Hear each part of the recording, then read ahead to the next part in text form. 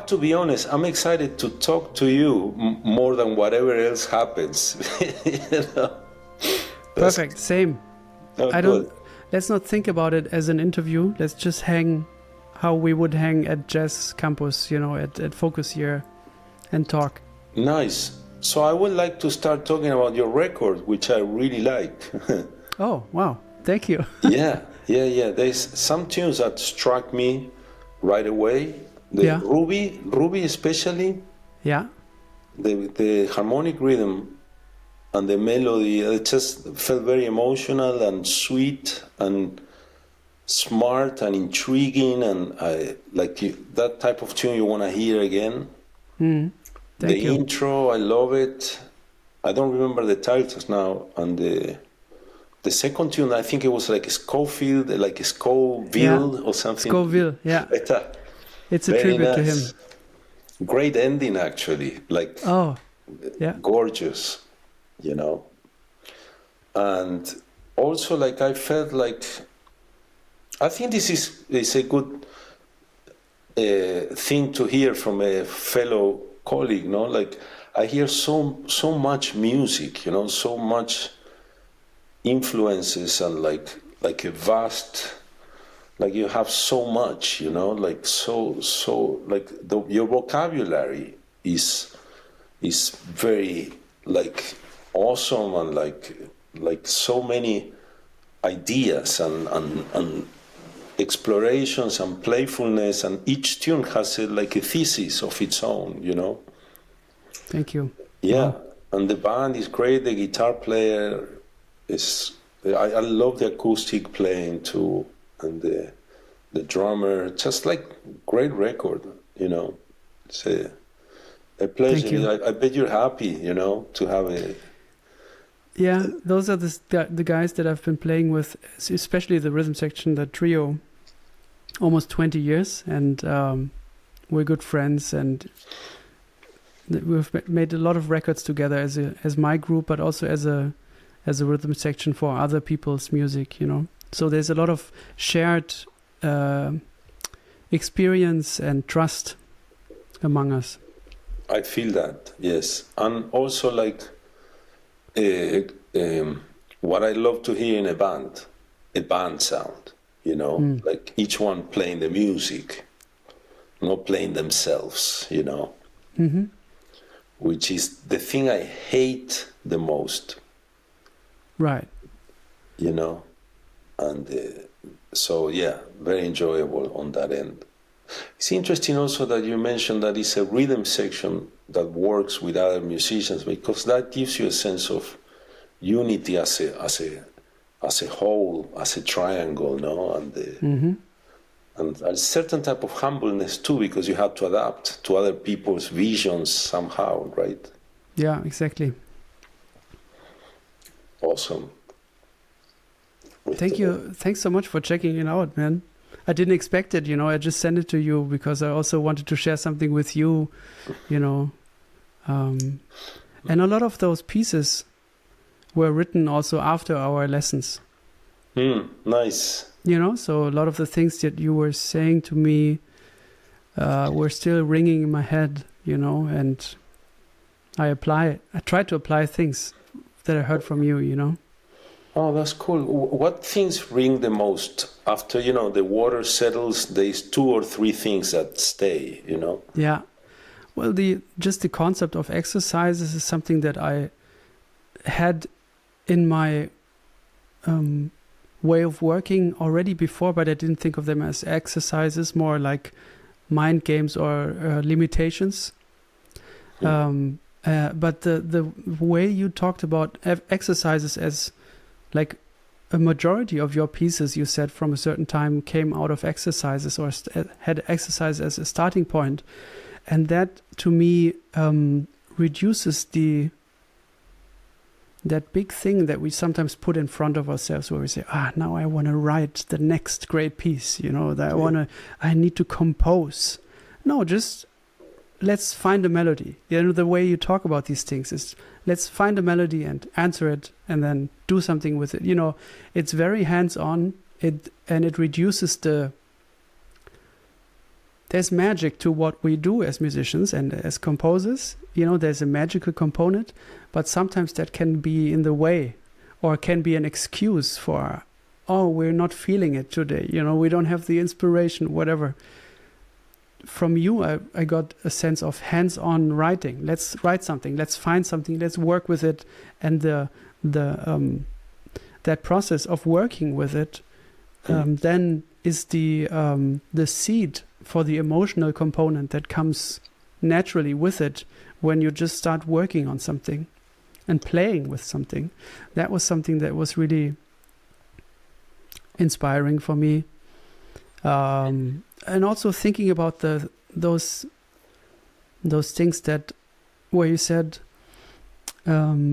thinking about music as territory and finding things that belong to that territory and things that seem out of place and not connected, and either finding a reason for them to be there and then they have to show up everywhere in the piece, or killing your darlings, basically. That was something that I had to think of a lot. And also, just to tell you, I listened the couple of weeks back, I listened to both recordings of both lessons. And I felt bad a little bit because I felt like in the first lesson I wasn't ready. This was the first lesson for me in a very long time. You know, I've been teaching myself, and the thing that Steve Swallow told me, like he said, at one point I stopped teaching because I started believing my own lies. You know, I felt that a little bit. And for me, it was great to take a lesson, especially with you, and especially also right before a concert, right before a recording session. But when I listened back to the recording of the first lesson, I felt a little bit like I was scared. And also I felt like the first 3 songs that I showed you, I didn't show you the songs that I thought were weak or needed help. You know, I kind of, you know, it was a bit selfish, I think. I showed you pieces where I was actually, I already knew they were kind of, they worked, and, you know, and also I wasn't ready for any kind of, not so much as with others. I wasn't ready for critique on that one, of these ones. You know what I mean? Yeah. And you were very nice, and you pointed out things. And just when I listened back to it, I noticed I wasn't ready. I wasn't ready yet. And it took that exercise that you gave me, which became the piece Scouts. It took that exercise for me to get ready and to get my hands dirty and to be honest about the things that, I mean, I think I was honest about the things that I don't like about my writing or which I have troubles with. But I wasn't ready to take in everything, you know. I just wanted to say that to you, you know. Oh, thank you, man. You said a lot and very substantious stuff that also make me think. You trigger a lot of thought in what you said, and it makes a lot of sense, actually. You know, it's like, well, first to, you know, it's like, you know, we all have an ego, and we are all very, I think when we expose ourselves and we show our vulnerability, you know, it's not easy, you know, and sometimes we feel very high and sometimes we feel very low. It's very hard to be in the middle, and the middle to create kind of sucks, you know, and yeah, and that's why when I give lessons, I try to be as, well, you know me well, you know, I'm a very passionate guy and emotional, but I try to go to more like platonic situations. You know, when you find yourself here, and it's about you, it's not about me, you know, and it's up to you to relate to that, because we all relate to the same thing in a different way. Mm-hmm. And that kind of allows me not to believe my own shit, you know, because I'm also, another thing that triggered what you say about Swallow is very interesting because you know, you have, it's tough to teach so much. It's tough. But what is also teaching, you know, that every year, every time I reconsider and re-ask the question, it has to be new. And that's why it takes a lot of energy, and I accept at this point in my life, that's one thing I wanted to share with you, actually, was thinking, I accept that at some point in the year or for many months, I won't be as productive as a writer because I'm giving my attention and my soul and my time and my research to my students, you know. And I heard that from older composers. I remember hearing that from Ginastera, which is a guy that I really like. And at the beginning, when he said that, I was like, what a, you know, I was younger, I was like, what a sell-off. I would never do that.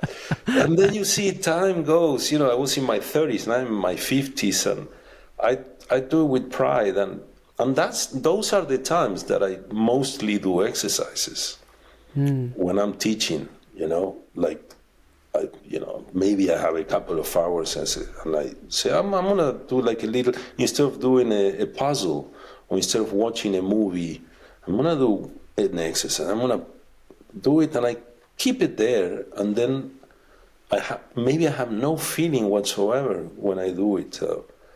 I can feel that it makes sense or it has potential. And then when I have my time in the summer or like a couple of months in February, January, I take them up, and some of them, they kind of surprise me because I wasn't ready, like you were saying, being ready is like...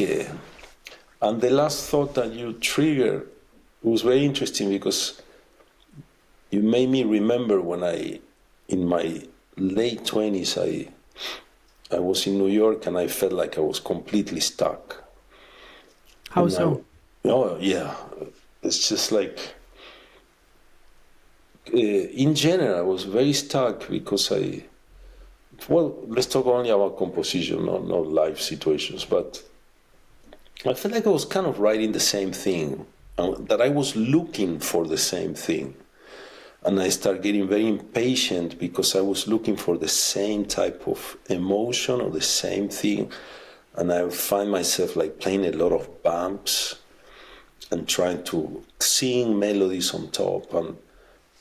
And I remember that when I was a teenager, I was studying chorales and counterpoint. And I said, okay, I'm going to go back to that. You know, but I felt very alone and I never had like a proper classical education, so I went to a composer, a Russian composer. This lady was really proficient, and so what was her name?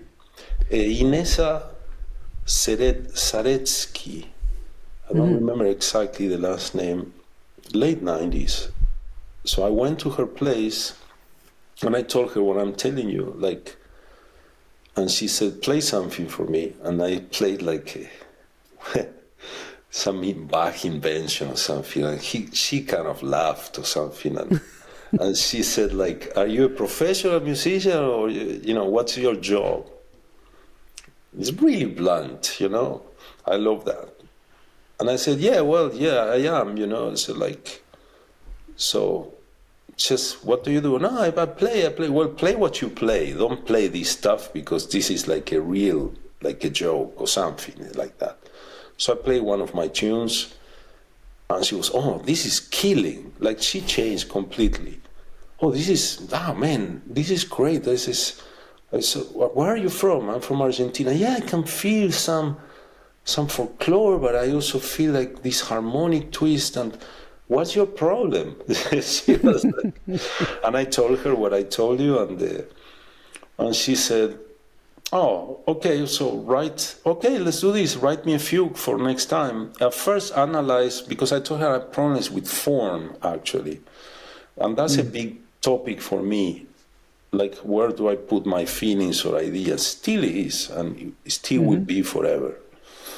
And I said, I always do songs, and And that's a thing I hear from a lot of composers and students.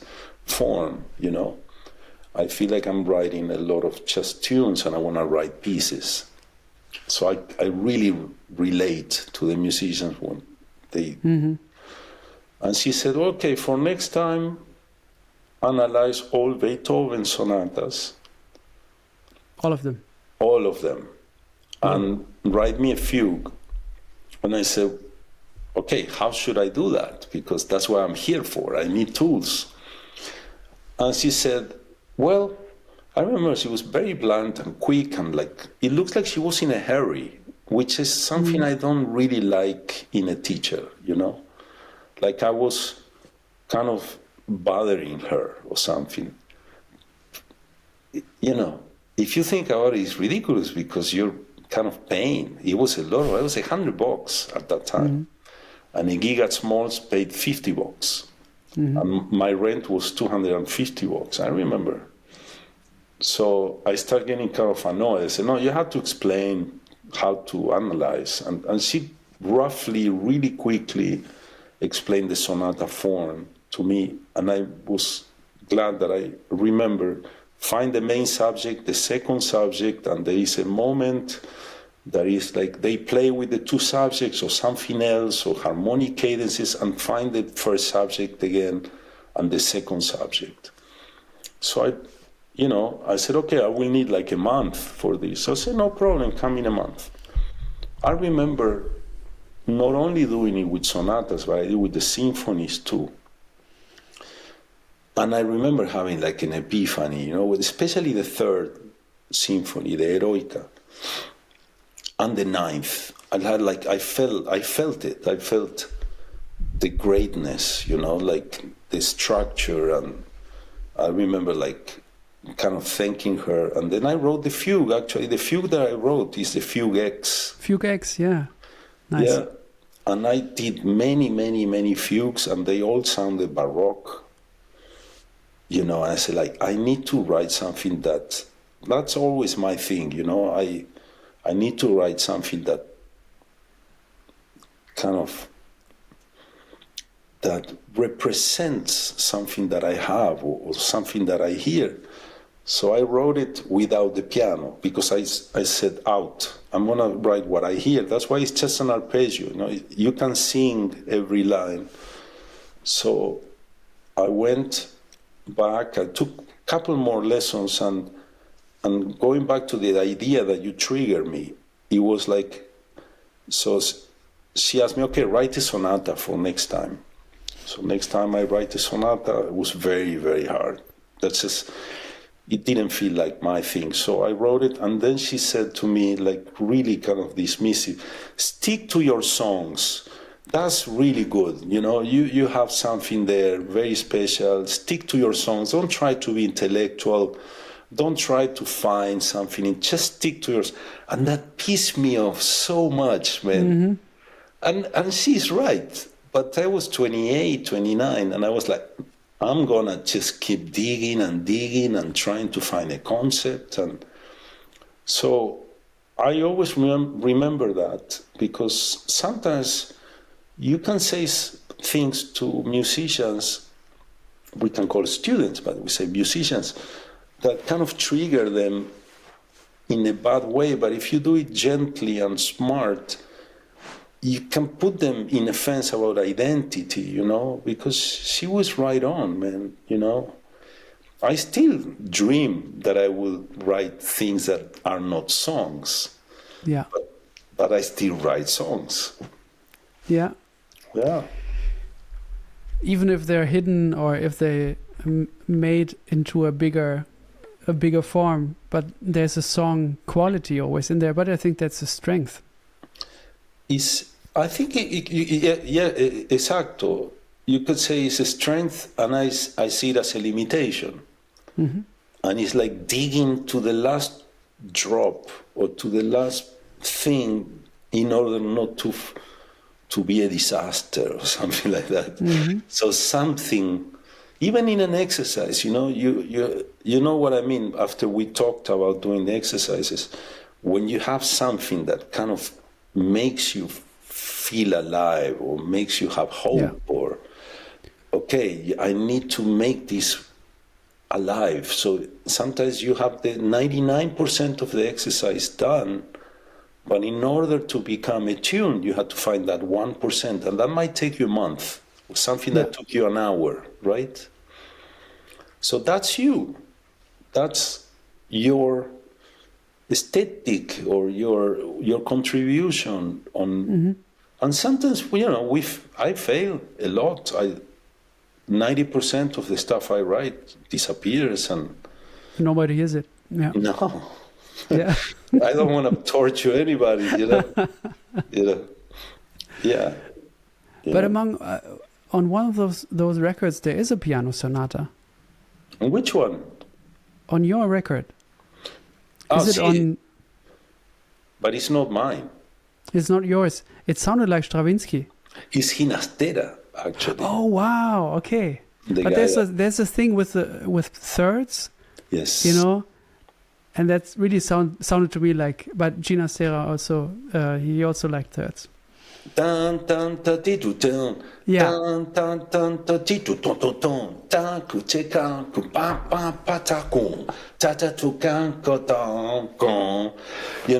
I used to hear that as a kid, like 12, 13-year-old, and I will dance to it, and then I will hear the Rolling Stones, and I don't see any difference between that and that. Mm-hmm. Yeah, that's kind of part of my language, because I heard that as a kid, so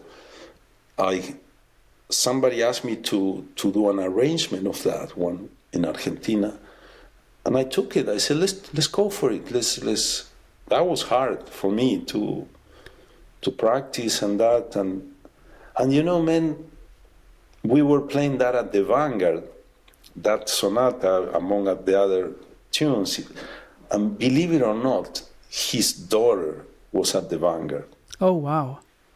I swear, man. Wow. We played, and then this woman comes with another guy.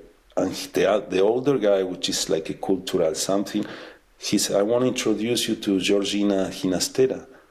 And I was just like, how did this happen, Yeah. I had some situations at the Vanguard like that, 2 or 3 of those that were like revealing, like a surprise, like blessings, Mm-hmm. What did she say? She loved it, and then she invited me to her house to have dinner, and we went with Richard Nant, that is in the band, and it was great because she would tell stories about her dad, Ginastera, which is Ginastera was a teacher of Piazzolla, Mm-hmm. So there is a connection. Who is another idol of mine, as you can imagine, no?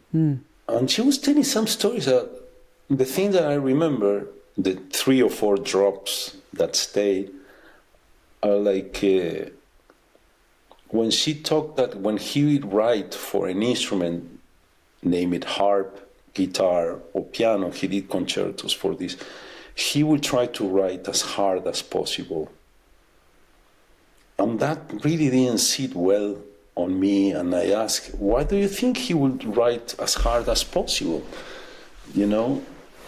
And she said she liked the people to work hard.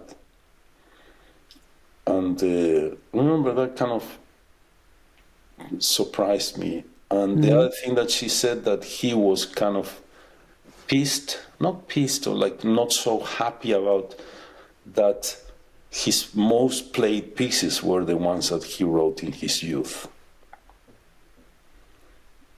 Yeah.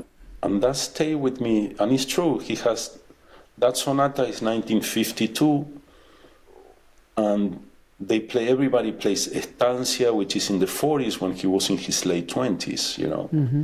And then when did he pass away? In 83, in Switzerland, actually, in Geneva. Mm-hmm. He moved to Switzerland, and he went to 12-tone and serialism, but his thing was the rhythm and the folklore, the imaginary folklore, like kind of Bartok, Lutoslavsky, that. And, you know, I think a lot about that. Like chapeau for going further, like Stravinsky. But I never heard that Stravinsky was pissed off that everybody played Petrushka or Firebird or Les Actes du No, Printemps, yeah. Yeah, that's true.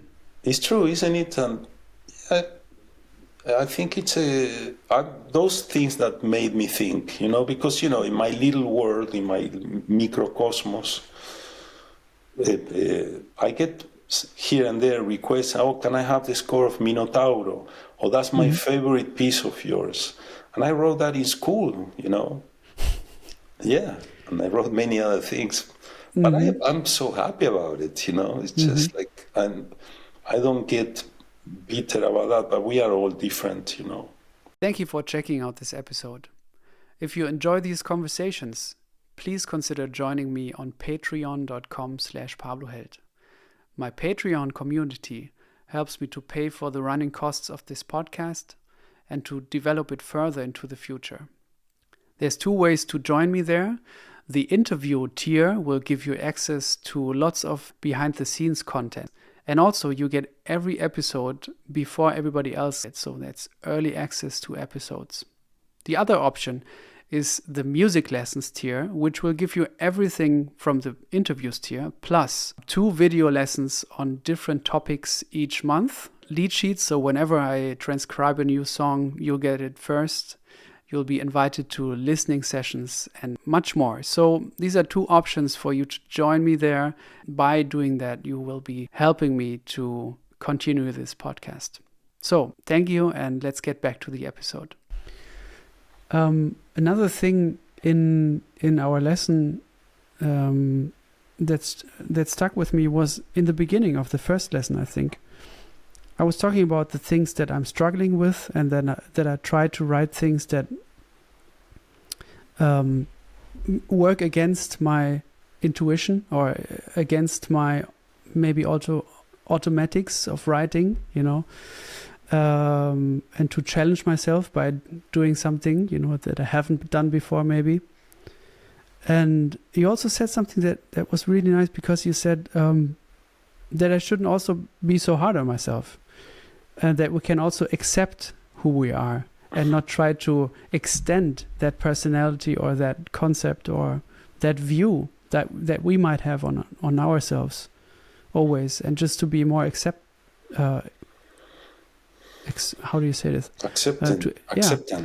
Accepting, I guess, yeah, yes. Of who we are. And that helped me, man. That was deep. Oh, thank you. I think we are what we do, If not, we are a projection, like, again, coming to Platon, it's like we are endless possibilities, we have potential. That's the word about potential. Yeah, in potential we could be, but we can't be there, we have to be. Especially when we write music, we have to be in the moment.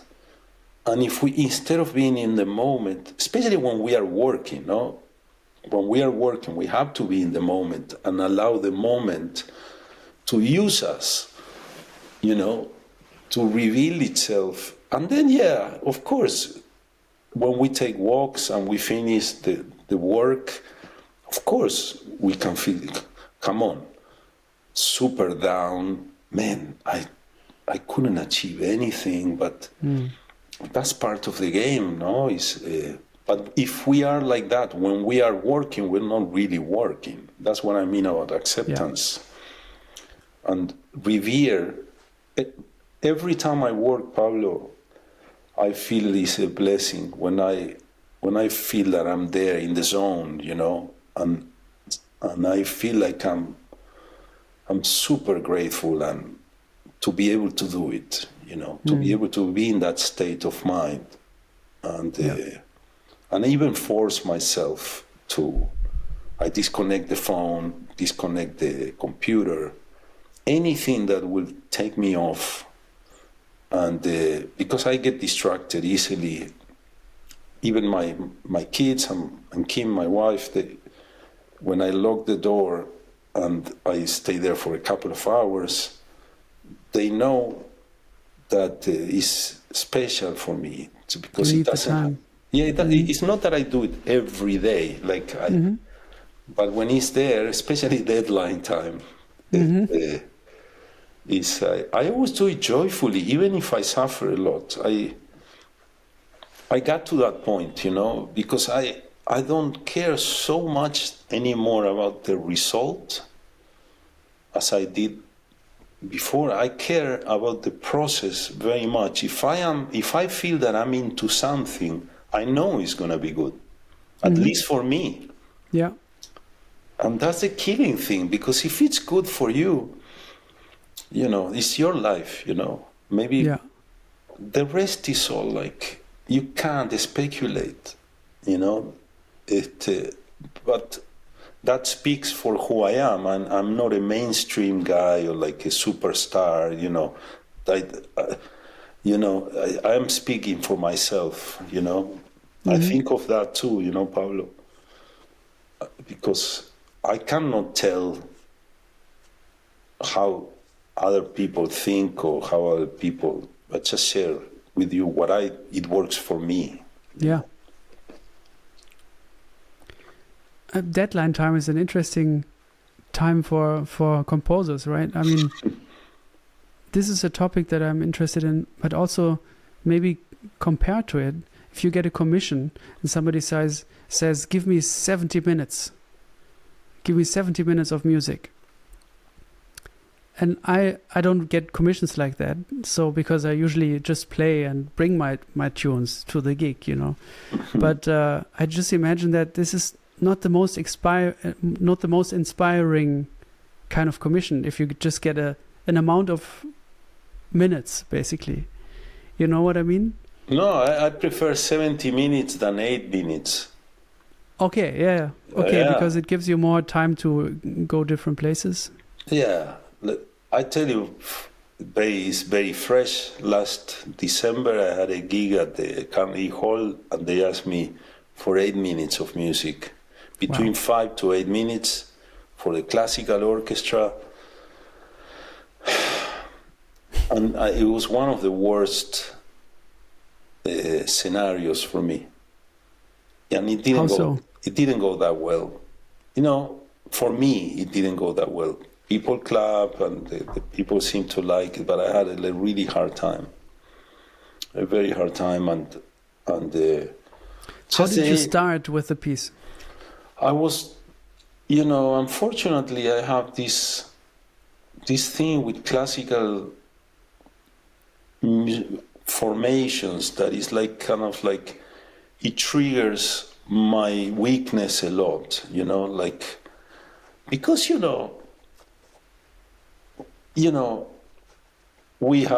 I heard a lot of Messiaen, Luciano Berio, Stockhausen. I love that, but I can't use the orchestra like that. And I always said, this time I'm gonna learn how to write multiphonics and harmonics.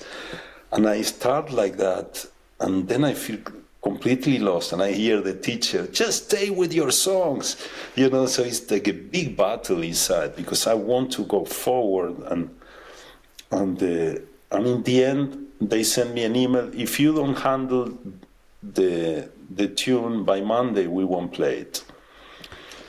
And that's when I go to all the papers I had and frantically write like crazy, and it's not so organized and tidy. And I feel like, oh man, the form is not that clear, and I couldn't finish this part. I feel like I wish I had 3 more months. It always happens with classical situations, and I always dream that I will be able to tame that and accept my weaknesses way before. I don't feel like that when I play with my band or when I write for the high air, because it's my family, and I have all this fantasy that when I show up in the orchestra, they would kind of bite me, and it's all my film, it's all my thing. But every time I do it, it's definitely stronger, and it has some stuff that it still sounds like stuff I write, but yeah, we all have our little traumas, don't we? So that teacher is always still there for you, that classical teacher in your ear. Not only her. Yeah. A lot of those figures in our life, Yeah. I was kicked out of the conservatory, man, in Argentina because I couldn't read. Yeah.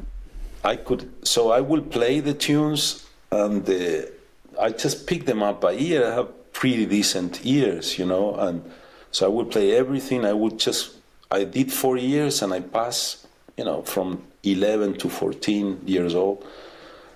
And then one day, the guy in the ensemble, there was early music ensemble, he never did that, but that time he put some sheets of music in front of us, so we had to play.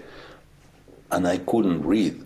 And the guy started screaming at me, like really bluntly, and said, if you can't read, you can't be here. So next time you come here, you have to be able to read. And I remember going back the week after, and I stand in the door, and I didn't dare to open it, and I left, and I never came back. Yeah. Yeah. I feel you. You feel me, yeah. no? But you read really great, Pablo. No. I've seen you. Come on, man. Melodies and changes are okay, but if it gets any kind of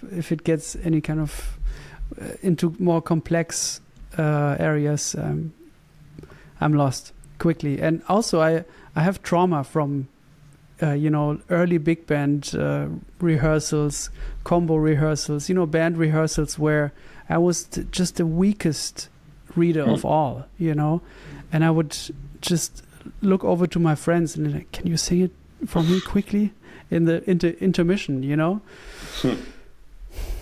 It got better, actually what helped me was buying Bach chorales and just playing them on my own super slowly and seeing how each voice moves to the next and trying to sing it in my head and stuff like that. And also buying the sheet music to my favorite classical pieces, listening to great interpretations and trying to read and trying to follow the music, and then you see what that triplet starting on the, blah, blah, blah, what it sounds like and what it looks like at the same time. That helped me. But if I get asked to do a more involved thing, I always ask for recordings and MIDI files of only my part and, all that stuff, because I need to hear it. And if it's like in situations where you have seen me try to sight read, it's more or less, sometimes it can be hard, but usually it's about, melodies and sometimes voicings, but, chord symbols. That I feel more comfortable with, But I admire people. You can just read it like a newspaper, Yeah, still make music. Well, we all have different standards. If I read like you read, I would consider myself a great reader. So we all have standards. I recall, I don't know if I told you this story, but when I was living in Barcelona, I tell this story a lot because it made a big impact on me. I was living in Barcelona and I got the lead sheet of Hungarian Rock by Ligeti. And I couldn't hear a recording of that. That was 2005 or something. So I started playing in the piano, and I spent the whole summer practicing it and playing it. I found it really awesome, like really interesting, and whatever I could play. But I tell you, that was too much.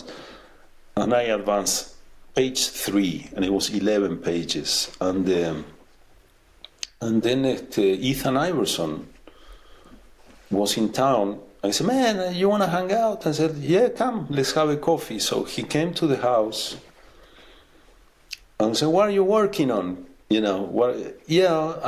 I'm just trying to work on this piece. So he sat in the piano and he sight read it. And meanwhile, he was sight reading it, he was talking about something else. Oh man, I really like the weather here. Stuff like that. Wow. And that was devastating. Like no, it didn't hurt. It's not devastating. It's not the word. It was like I saw a door that closed. You're never gonna, Yeah. But I can write the tunes I write. Yeah. But then I asked him how is that possible, Ethan? Just tell me.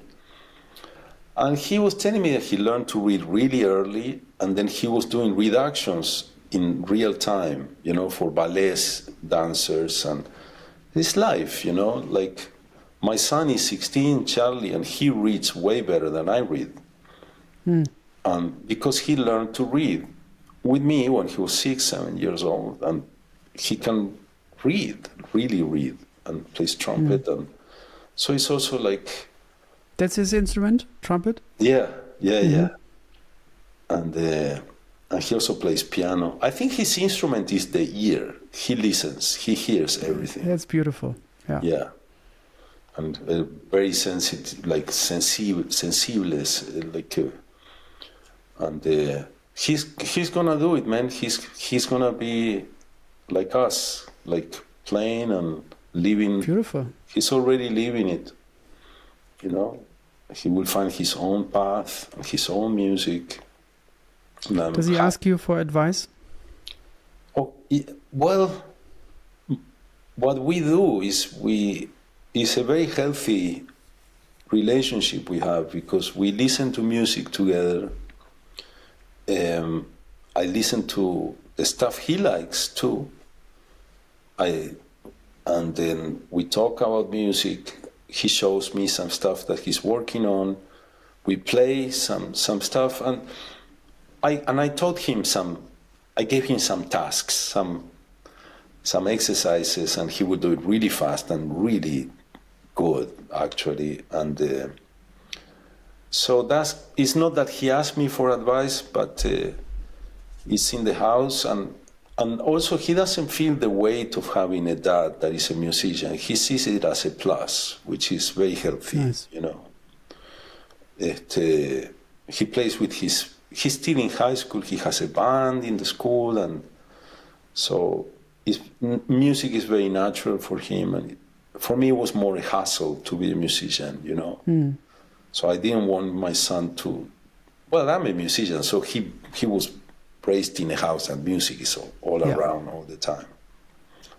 That's an interesting topic too. I always think about that. I feel like some people that for them or for us to be a musician, you have to struggle, and music becomes freedom, Music becomes the remedy,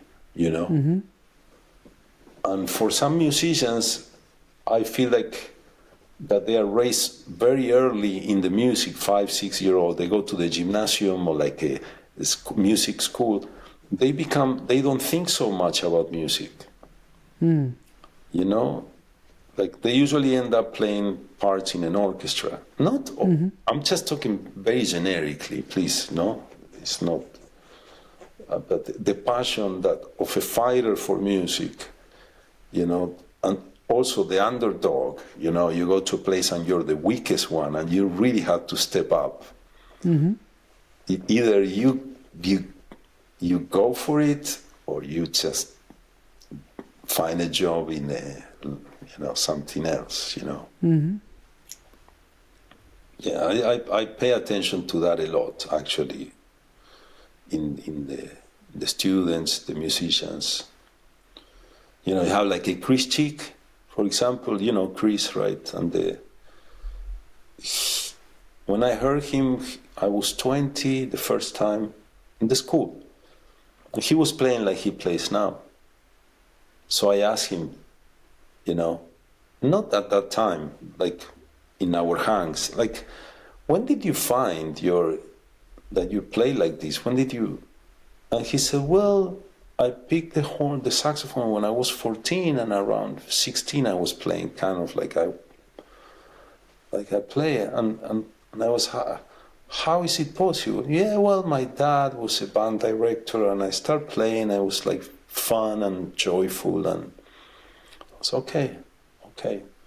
And I always remember that, like the fun and joyful aspect that he didn't experience the teacher saying, "Don't even come back if you don't know how to read." Yeah, that doesn't work, bro. That just it's we are talking as friends and colleagues, but we are also talking because we teach too, right? And every time I see a teacher like that, or when some teacher comes to give a master class and scares the shit out of the musicians it's just like, what are you doing, man? What is the point of that, really? Yeah. Is there a part of you that still wants to prove these people, or these moments with these people, kind of wants to prove them wrong, or to show them? Well, it's a very wide and shady situation, because if the let's say master class comes and asks a piano player to play, and the piano player is kind of bullshitting around or doesn't have real time, you can say that, man, you have to work on your time, you have to work on your vocabulary, what is your story, what do you have to say? Or you can say it screaming, you're never gonna make it, man, if you don't. So the point is valid, but the way is the thing that throws me off. Mm-hmm. What I was saying is, like, in your personal journey, thinking back to these experiences that you had, is there some part of you, maybe deep down, that wants to prove them and show these people in your experience? Although you won't meet those people again, you won't meet the person who said it to you. Is there a part of you who wants to show them, fuck it, man, I can do it without, or I can do it my way, Oh yeah, for sure.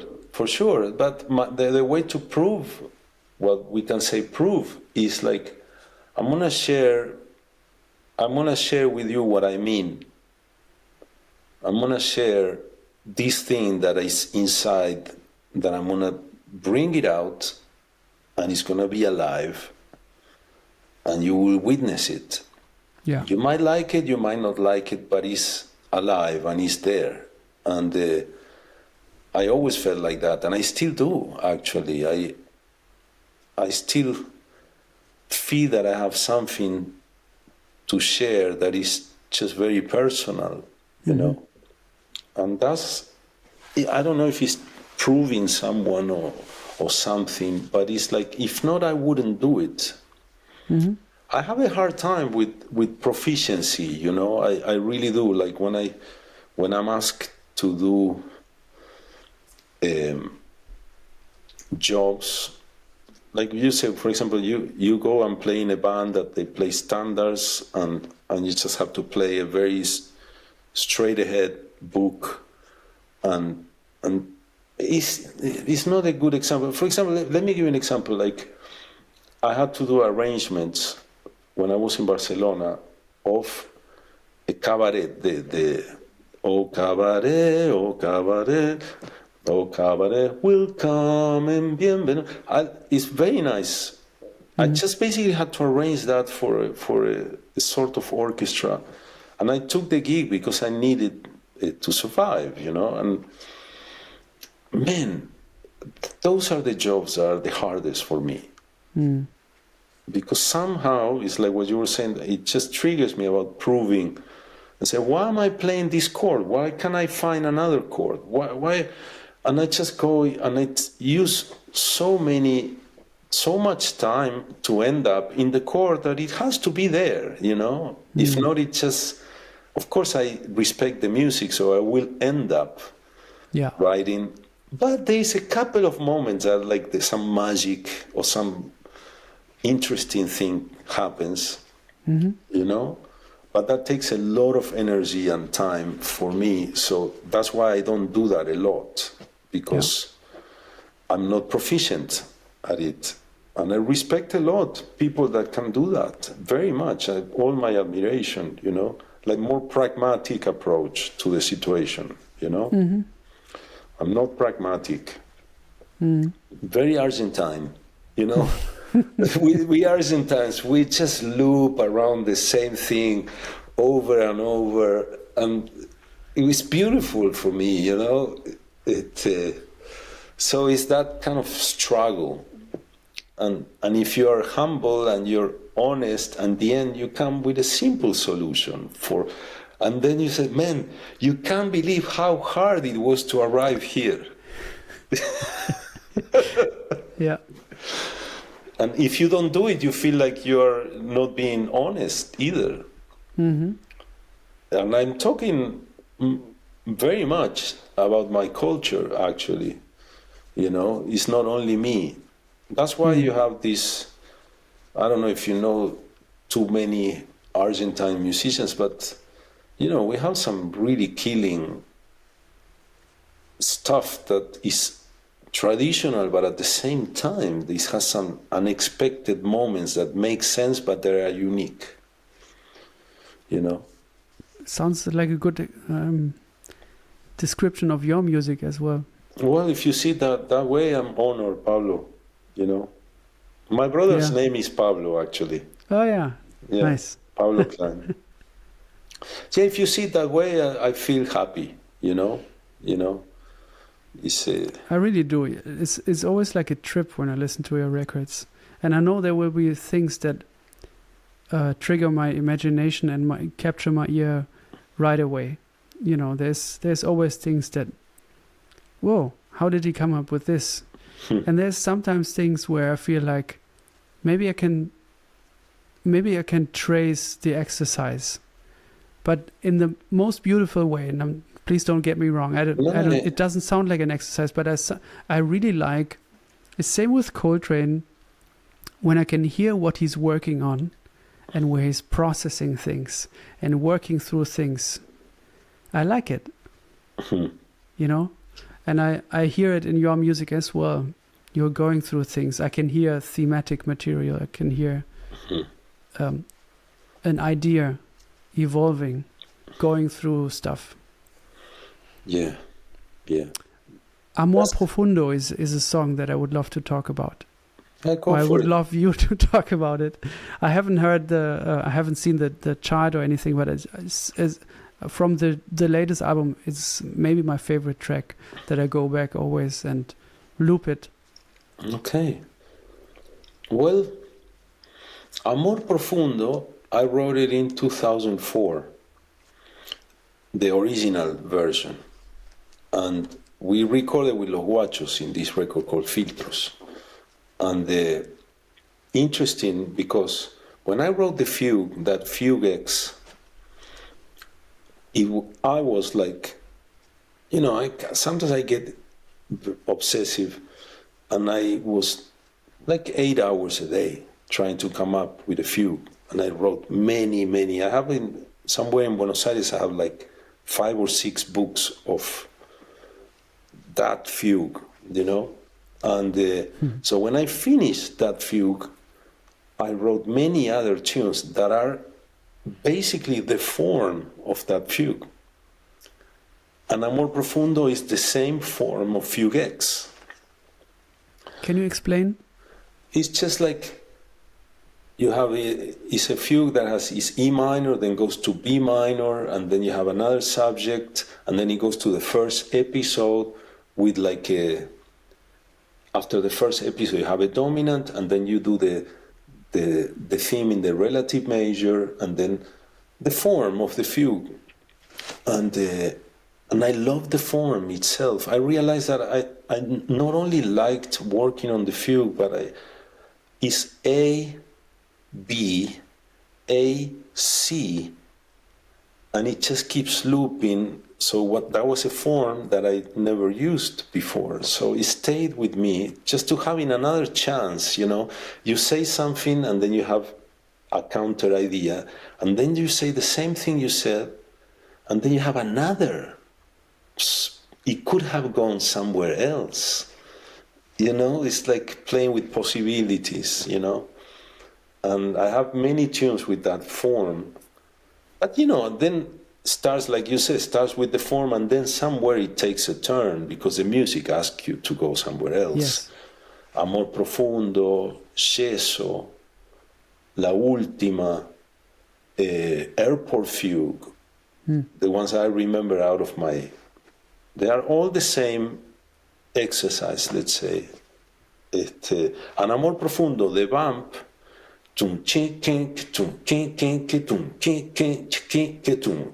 that vamp is a vamp that I used to play a lot when I was gigging in. I was playing a band in Chicago that was a Gypsy Kings cover band. Well, you know, gigging. Bamboleo,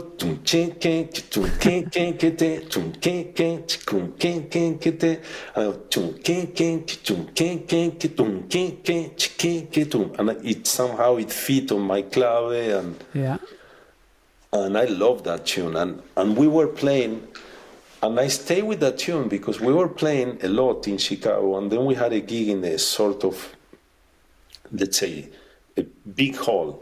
And we were opening for a band. And we played, and then the band that came after, it was Tito Puente with Celia Cruz.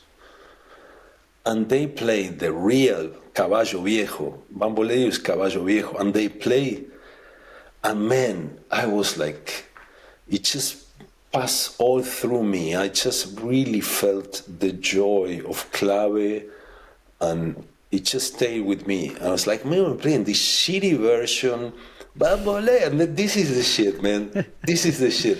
I remember it hit me really, really hard. Like I wanted to be part of the conversation somehow. I just, you know, and I think also that's why we get better and better, because you want to be part of the conversation, because not only to talk, but to understand, you know. And to feel what it's like to be in it. Oh, man, you know, yeah. So that's kind of amor profundo, actually. Mm-hmm. I really like that, and maybe that's the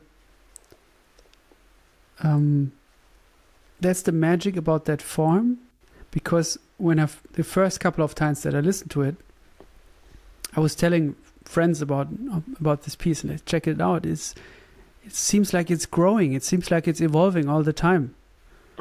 After a while, I felt, well, we've been here before. Maybe there's a repetition somewhere. You know, and that's the magic of what you said, A, B, A, C. You know. Yes. Because the way those parts deal with each other and kind of shake hands, and then you're off to the next. It sort of feels like a natural growth. And when you come back to the A, after having this loop a couple of times, it doesn't feel like although it's maybe the same, it doesn't feel like the same because you've made this other experience in the meantime. Yes, I like that. I like recapitulation with new meaning. Oh yeah, that's nicely put, yeah. It's the same, but it's not the same. And yeah. I learned that from actually the Beethoven ordeal that I had to do. You know, when it comes back, you understand it so much more. But in this version of Amor Profundo, what I've done is, on the tune, I had the tune, but I put like an intro. If you're talking about the last record, the band plays in 7, and I'm playing the clave, and I just keep switching around. And I brought it because I wanted to. It was a rhythm section that I didn't play often, so I wanted them to. Basically, every time I have a gig, I need to subdivide together. You know, I need to feel how you feel the triplets, how you feel the 16 notes, how we feel the beat. So I bring every time one tune that is like really clear it has to be played in a certain way, and we all have to be able to hear each other and hear all the turnings. And once that is there, we can play free. Right. If we don't have that conversation, when we're talking about the conversation, if we can't talk to each other, you know, I hate when people play by themselves just because, you know. Mm-hmm. Yeah. When we always meet at the Focus Year auditions, I always make sure that I have a chance to sit in your rehearsals, because it's always super inspiring for me, not only to hear your music or the music that you bring, but also to see how you talk and lead. Talk to a band and lead a band.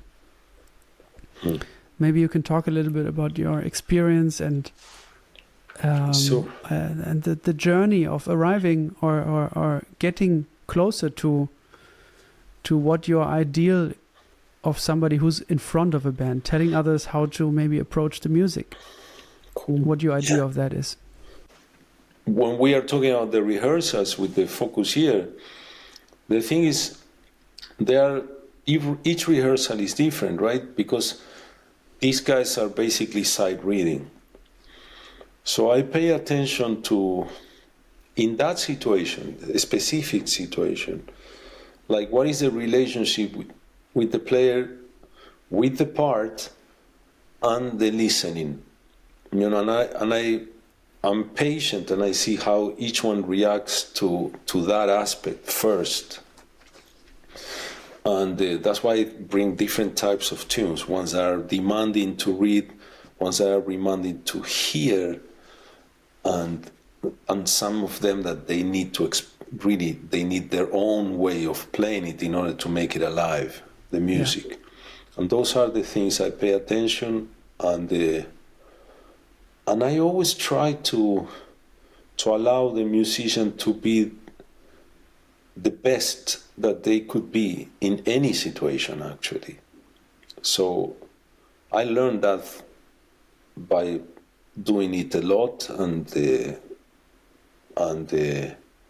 I used to be very impatient when I was in my 20s.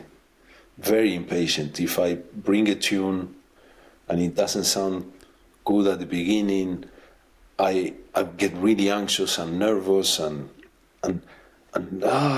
it just doesn't work, and it just doesn't help. And I realize that you cannot expect everybody to be in your brain or your heart. They need to process. So to give time for people to process the information. And everybody processes in a different pace, and I pay attention to that. How are you processing? What is your relationship with your body and your power of expression? You know, and that's what I pay attention to, and I try with what you hear me giving advices. So sometimes when the music is not there, I start telling stories. Mm-hmm. You remember? Yeah. You know me.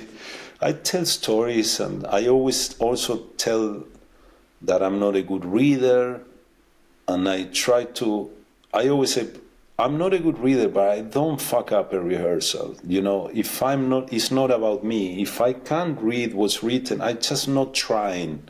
Yeah. You know, I just play what I can, and I ask them, please, make the music alive. Don't put yourself, stop the music. You know, it's not about you, you know? Yeah. And I think I give them a lot of, at least my insight about, like, okay, we're trying to play music here. Like, you know?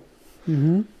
It's important, you know? It's important. And of course, when we have a different scenario, when I play at the Vanguard, or when I play at the, let's say, HR, or we get to a point that we get very detail-oriented, you know, because we are about to perform for a lot of people.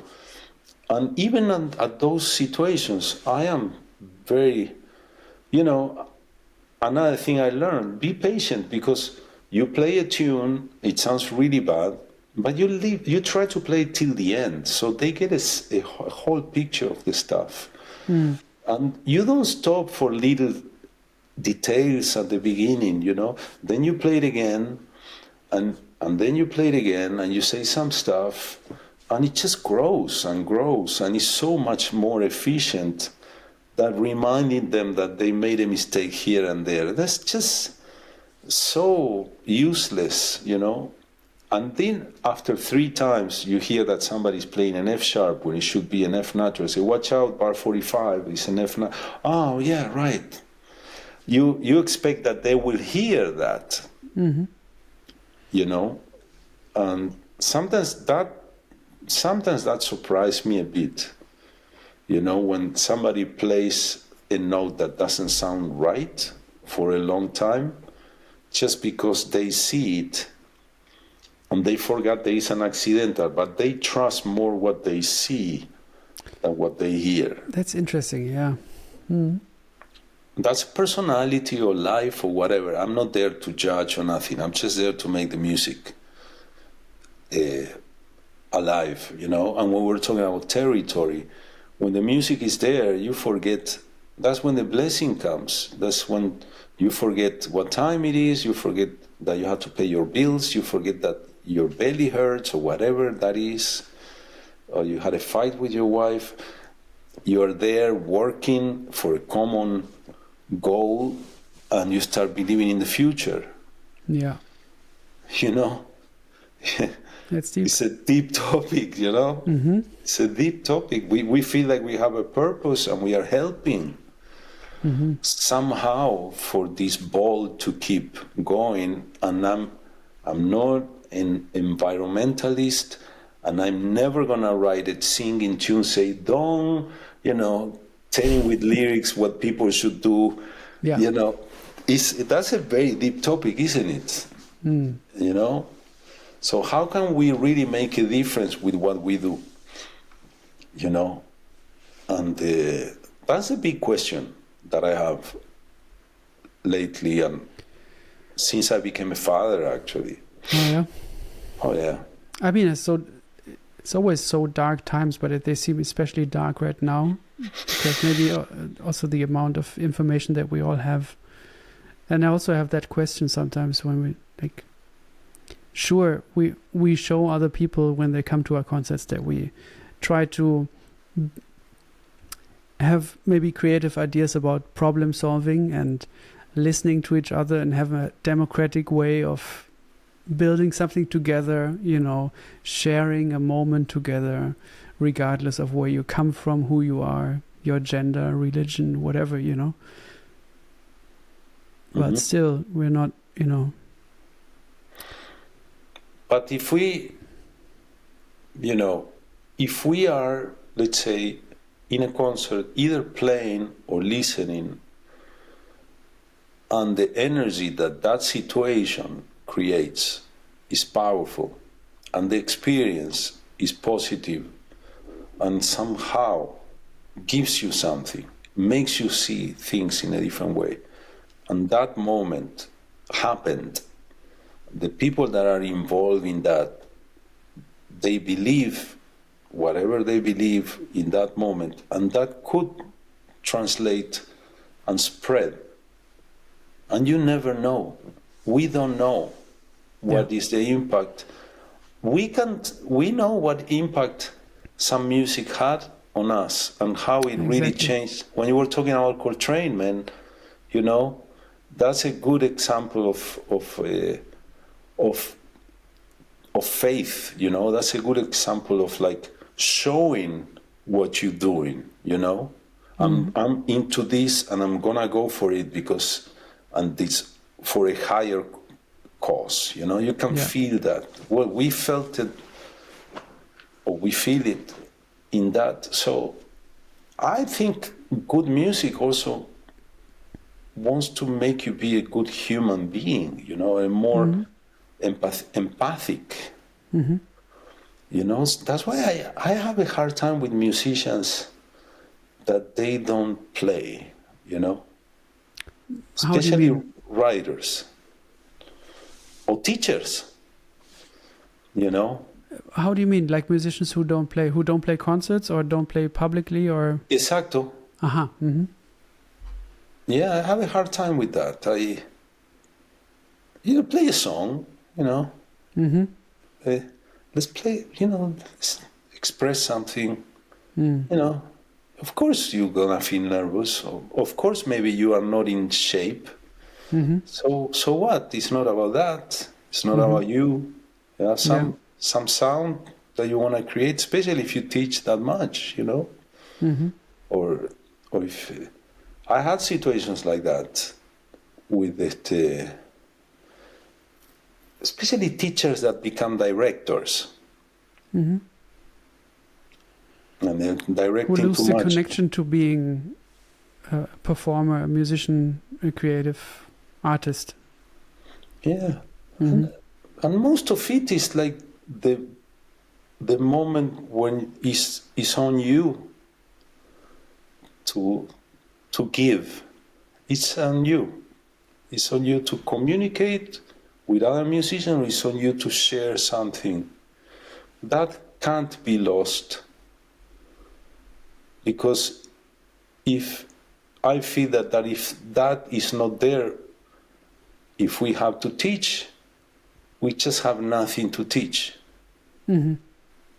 Well, because of teaching is also you teach by example also. Like if you just say all the wise stuff, but you don't really do it when you're on your own by yourself, but also on stage, you're not an example of what you're advertising or what you're advocating. Then it's weird. It becomes a schizophrenic thing a little bit. Yeah, that's when you might start believing your own shit. You know, because, you know, and I mean, I'm not even talking about playing in halls. In the moment, you know, I would have done something like this, or, you know, oh, you know this tune, I don't remember the chords, but it goes kind of like this. Yeah. Taking a chance, you know, and I find that's kind of like the action. Being a musician is also part of an action. And this all triggered because we were talking about the dark times. You know, if we allow the darkness of the situation to block us from doing, that's when it's dangerous, you know. Yeah. You know? You know, the other day I was talking with a good friend of mine, a composer, and we'll say, "What are you working on?" And I said, "I'm defying success because I know what I'm writing is going to be a failure, you know." Yeah. So it's a way to defy success, you know. It's like, because if you don't write, you could say, you know, I succeed, you know. But yeah, you know, it's also demystifying a bit. The thing is an activity, you know. It could be amazingly beautiful, or it could be tedious, but it's also an activity, you know. And I think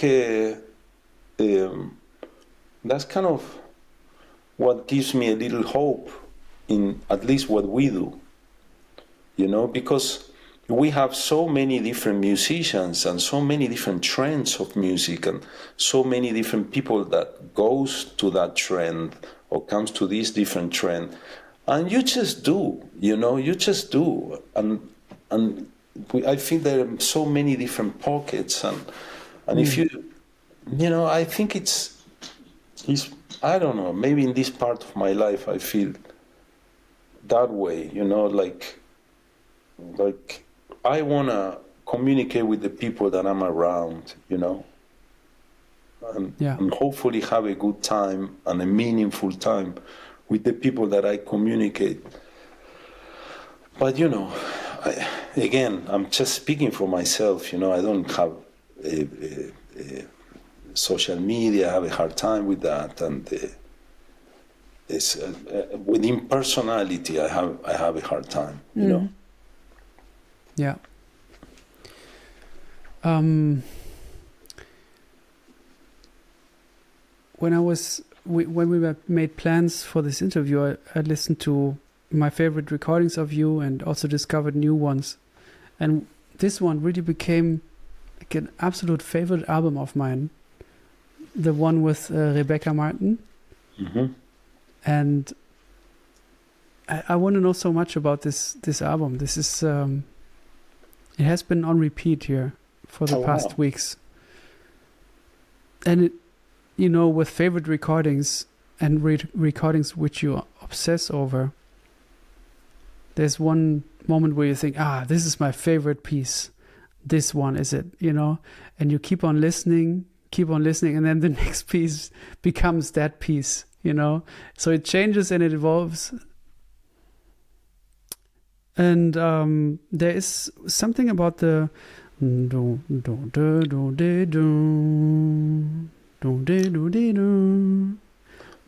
major. Yeah, exactly. There's so many beautiful moments also, and I spent so much time with the relationship of major thirds, and I didn't notice it in the intro. Today I played along to it, and then I noticed, it's major thirds. Tritonic stuff. Why did I notice? But then my favorite moment is where you kind of there's a little thing which you play in the Rhodes and in the piano maybe, and it starts. And then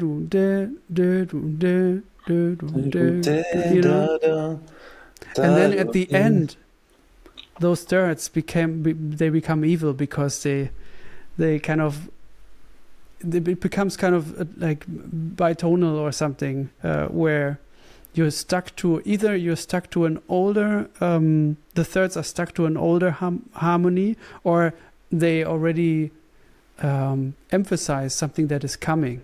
Mm-hmm.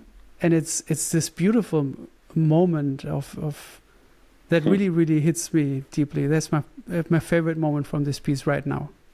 Thanks, Pablo. This is very assertive observation. That's a beautiful way to thank you, because that's a beautiful way to receive that. So this tune, I wrote the singing part. Tómame las manos porque ya no son mías. I just had that part, and it was A flat major to A flat minor. Yeah. Todo va formando una espiral, and it's just like it goes to like a Lydian moment. I didn't know what it means. So estoy alucinándote, ahí viene el tren, and it goes to kind of the relative minor. Yeah. And then that, like Paul McCartney comes in. Man, sorry for interrupting, but Yeah. I listen, because you said you listen with your son to music. I listen with my son and also my daughter as well, but lately a lot with my son to music. And I was listening to him with him to this record. Mm-hmm. We were listening to this song, and he said, "This reminds me of the Beatles." And he's just 8, and he doesn't know so much music, but he was like, "This reminds me of the Beatles." And so I just had to tell you, because you're Paul McCartney, doom, doom, doom, that kind of movement. It's totally right, and it just feels like that. And I viene el tren, chon chon chon chon. Yeah. It's just, I don't know which tune it is, and I had to go along with that, Yeah. And I went along with that with respect, and I said, how does it? And it just, so all that was kind of fluent and playful, and I started that tune, like, let's say February 2012. I remember why I started, because it was an accident with a train in Argentina that was awful, and it really hit me, and wow. And so I had that part, and then this record came about because I was in Buenos Aires, and Brad was playing with Larry and Jorge, or Jeff, was it? I don't remember. Guess at that time it would have been Jeff. Yes, Jeff, but I'm surprised I didn't hang out with Jeff. He's like my brother, and but the only thing I remember is, like, after the gig, it was 2012 or 2013. I went backstage to say hi, and Larry was there, and then he said, "Man, I'm moving back to New York." I told him, "Yeah, I'll be there like in 6 months." I'm kind of a little scared, because starting again in New York, it's not easy, and leaving Argentina, where I'm from, again, I've been there 10 years before, and he said, man, we should do something together, man. I think Rebecca really likes your music. She would like to do something with you. Oh, that sounds good. So when I moved to New York, 2014, Rebecca calls me and says, let's do something. Let's get together. So I said, okay, which tunes do I have? And I had like a couple or 3 tunes, and I liked this stuff, but it wasn't complete, And I don't know how the tritonic stuff came about, but the intro came at the end of the tune. Yeah. And I don't know, it was part of another thing that I was working on, and it fit. That's a thing that happens to me a lot. I don't know if it happens to you. Like, I have a lot of things that are unfinished, and they come into different tunes. Oh, yes, totally. Eso. Totally. Exacto. And at first I thought, does this belong here? You know what I mean? Does this belong to this song? But then also I think like the common ground is I made it up. I made it. I had the idea. So there's a reason why. I've written one song where it's like, it's almost like me writing a journal for a week, and at each day I felt different.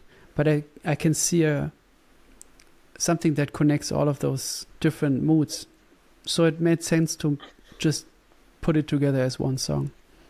Yeah, that's a great way to describe it. It's like a lot of things that feel completely different and completely unrelated, they come from the same source. Yeah. And we are the source, and we are the ones that in the end are going to tie those neurons or those threads. And the way that we tie the threads is our aesthetic way of making sense, in a way, no? Yes. I think that's one of the most challenging and confronting things about composing. That's the word itself. We're composing. It's just like all these things that feel unrelated, somehow they start coming together, and how we make it come together, and that's what is a model, and that's for me challenging, and I pay attention a lot to musicians I like, like contemporaries of mine, friends of mine, and also like masters. Mm-hmm. And then you realize that I always say this, once you learn one piece of Stravinsky, but you really learn it, you kind of know all of them. But you can relate. It's not that you can relate. Mm-hmm. And you can see the decisions that he took. You see the inner workings. Exactly. Yeah. Mm-hmm. It's beautiful, no? It's like you become friends in a way. Yeah. I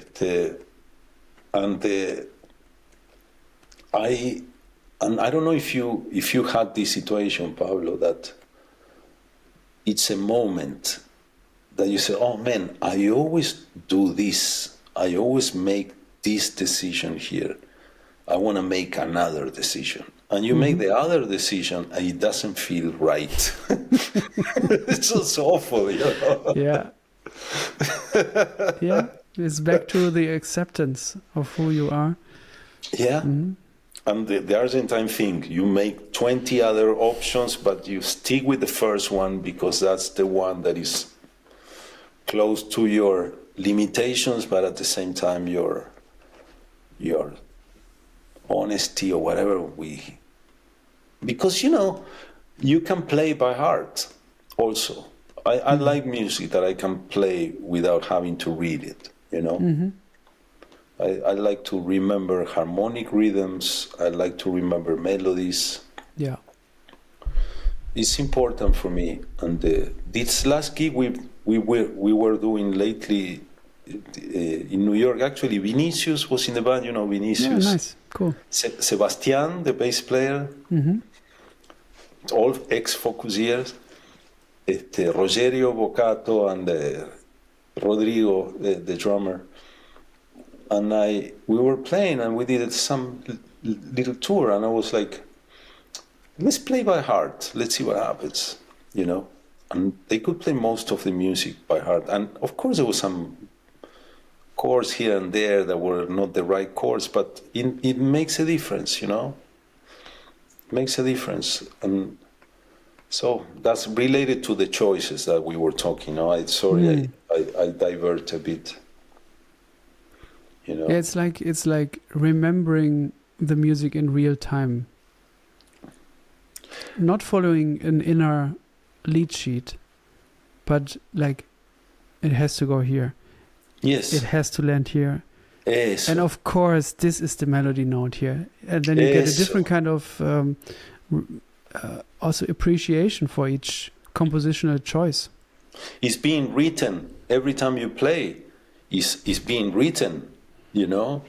That's kind of the optimal sensation. And if it's being written, so you can sometimes change the chord or change the melody because you can write it differently without betraying it. Yeah. And that's the beauty of it, you know. That's why that's another thing why we love playing jazz, right? Because we can have different interpretations of the same story. Especially in the song ambience, you know. Another thing is to play free, you know. That for me, free is an interesting topic, you know. Playing free. I remember I was playing with Bill McHenry. He's an amazing musician and free player.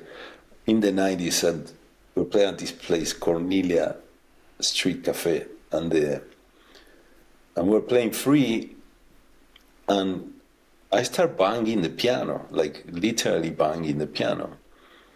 And then we had a conversation. I said, man, I don't want to play another set because I'm really mad. I'm really pissed off. So I'm worried that I'm going to break the piano, and I don't like this. And he said, well, this is free. Yeah, but I kind of don't like this type of freedom, you know? Yeah. Mm-hmm. And that's when I realized I cannot relate. I can't do this only based on the emotions I have, you know? Mm-hmm.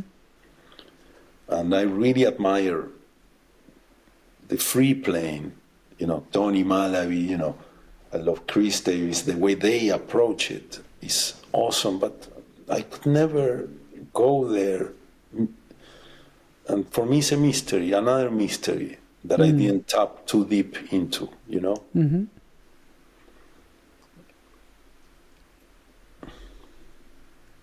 But it sure must inspire your writing also, if you have players like this in the band. You know what I mean? Mm-hmm. Yeah, for sure. Writing for people is also an inspiring thing. For example, the record we did with Rebecca, it was great in the sense that, well, Rebecca doesn't read music, you know, and she has her tone, her singing, which is deep and round and is warm, you know, so that's part of the deal, you know. You want to create a certain type of situation where that blooms, you know. And exacto. And for example, when I work with Miguel, I know I could write anything for Miguel. I wrote this 12-tone thing, really difficult in the Huachos, the one Huachos record, and I gave the melody to Miguel, and I knew he will deliver and he will organize the band. I was super confident that it will work, and I was also super confident that he would dig it, you know, and he did, and that for me is important too, like writing music that people want to play, you know. Yeah. You don't want to be a drag for somebody else. Oh, no. Yeah. No. it's amazing, right? That sometimes you are in situations that it doesn't feel that way. Like, and then you feel kind of like employed weirdly to something that you don't really understand or doesn't make sense, and it creates a division. Well, I don't want that situation when I am leading, you know. For me it's so obvious, but it's not 100% of the times happens, you know. Yeah. See, also, like, every time I have a good melody, man, sometimes I'm writing the notes and I hear Chris Cheek. Like, I hear his voice. Not even the saxophone. The pitches are Chris Cheek's voice. Beautiful. Yeah, and I hear D and man. I just hear like it's the D, and they are so engraved in my soul. Even if I'm writing for a different band, you know. Or Jeff is for me the drum. How can I say? Well, Jeff and Jorge, but they show up differently. When I want somebody to be really expressive and be super sensitive, and I put 4 bars here, just show him the little rhythm that I want and play from there, because that's the way I write for him. Yeah. And Jorge likes to see the score, you know. Yeah. It's genial. It's both, you know, it's so different and so deep, both of them, no? I was telling Larry, man, I saw him a couple of days ago. I said, man, you are one of the guys that can really tell a story. You and Brad play with the 2 most amazing drummers for years. Yeah. Yeah. You know? Exactly. Yeah. What did you reply? You know, yeah, man. Yeah. There's nothing else needed to be said on his end. Well, I like that a lot, actually. Sometimes, oftentimes, have to think of. I don't remember if Jorge told me this story or Jeff himself told me this story, but for the auditions for Jeff's drum position, maybe you were even in the jury or something, and maybe this is highly not official for me to say, but in the audition for Jeff's drum professorship in Basel, at first you play and then you teach, and then there's the part where you talk to the jury and the jury asks you sneaky questions. And Jorge asked Jeff, so who do you think was the most sexy drummer who played with the Brad Miller trio? Yeah. I wasn't there, but I know about that. Well, that's Jorge. Always breaking the ice. Yeah. He's, you know, Jorge Jorge is such a beautiful guy, man. He wants everybody to feel okay. Yeah. And he takes the heaviest load always. Yeah. He takes the hit for everybody to, you know, he will do the job. Yeah, no, that's we played. Well, this is maybe a good situation to tell this story. I got called to play at the Lincoln Center like years ago, and they said it's this nice hall. It's called Merkin Hall, very nice hall, and they said we would like you to play here, and I say, okay, you know, I don't like to play with Los Guachos because it's not a good hall for. No, play with whoever you want. Oh, wow, that's great. I would like to play in duo with Jorge Rossi. And that's when Jorge started to play the piano, you know? Yeah. So I called Jorge, man, we have a gig at the Lincoln Center, duo piano. Man, that was the heaviest gig in history for both of us because it was so difficult, you know, and I wrote fugues for both of us, and as nervous as he was, you know, it was his first piano gig in New York. Wow. You know, as nervous as he was. Well, we had to play a gig before that in France, and he got sick, he couldn't do it. And I had to play by myself. There was two pianos, and I would play one tune in one piano, they play the other tune in another piano. I asked for a microphone, I sang, and I was good. I did it. I don't like to cancel, you know. And but that being said, it all comes to how generous and supportive. He was very, very nervous, and you know, we bonded as let's do this. And then we go to play, and man, he played the whole program flawlessly, like incredibly tight, perfect, and I made so many mistakes. And then he comes to me and says, man, I'm sorry, I wanted to support you, but in the end you just supported me. And he said to me, no, it's because, you know, you were worried for me, and thank you, man. He was thanking me after this big deal for him, was for me as well. And I never forgot that, you know. It's like, that feels like there's some people that we go in life, you know, we know Jorge, I know him for more than 30 years now. It gets to a point with some, I mentioned Chris Cheek, I mentioned Miguel, Jeff, those are people that that's kind of the music. It just becomes the music that we speak, you know? And they are present in you because they are your contemporaries, you know, like even Kurt, that I don't play that much with him, is Ben Monder. They become your music, you know, like the voice of a generation that you try to be in the conversation just to say something.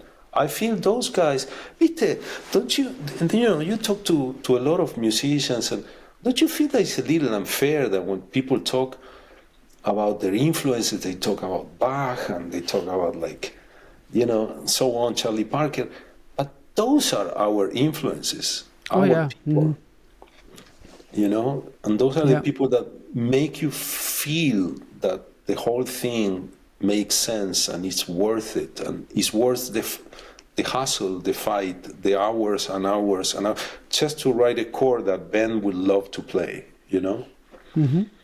And then when he says, there's one tune called Los Mareados, I don't know if you heard that, it's a tango, that we play a canon. I play in E major, he plays D flat major, and S. And he plays a Dore quarter note after I play whatever I play in a resonance of a major 6. Yeah. Well, I spent writing that little canon maybe like a month until I got it. Yeah. And then I go to the rehearsal, you know, a month of really trying to get it, you know, and on top singing, Esta noche amiga mía, like an old tango, you know. Entonces, we play it, and he side reads it like he played it his whole life. Wow. And then we finish the set, because we didn't even rehearse it. Like, we just kind of sound check, we play, and then, you know, you finish, and then you're in the dressing room, and he comes and he says, oh man, that's a beautiful canon. That makes that whole month worth it. Yeah. Yeah. Just that, nothing else, you know? Yeah. That's how simple and primal this thing is in the end, isn't it? At least for me, again. But sometimes I assume that it should be like that for everybody, but everybody is different, and I keep learning that, you know? Yeah, not all people feel super comfortable with actually saying a compliment like that. I don't know why, but actually, in my band, I had to say to the guys at some point, you know, when I bring a new song, I don't need to I don't need compliments, but I need some sort of reaction. I need a reaction sometimes, you know. A compliment is nice too, but you know what I mean? Yeah. Don't just because we play all the time and we know that we love each other, don't just nod off the new song that I spent, you know, that I spent weeks or months writing. And it got better after saying it. Because it's like in a relationship, we still have to keep working on it. We still have to be appreciative of our company, of you know, of the thing that we like so much about each other, and don't take it for granted. That's it. I agree. I don't say that to Los Guachos because it's been a long time now, and but for example, one thing I pay attention that changed in the, you know, we start like with Richard and you know, Fernando. We started playing 91. This is a long time ago, you know. And Chris 93, Jeff 95. So it's a long time ago. And I remember at that time I will write something and it will have like a nice kick or something, and you hear, woo, like people's, you know, and that slowly fade out, which is great. So when I play in other bands now, and somebody's playing a solo that's something interesting, and the other guy in the band does, woo, I get pissed off. I don't say it, you know, but if I have a moment, when I play in my groups, so let's just try not to scream, you know, let the people scream, you know. It's interesting, right? The different reactions you get, because they grow. It's like love, you know. With my wife, we have a certain way of expressing love. Now we have a different way of expressing it, and it has to be new.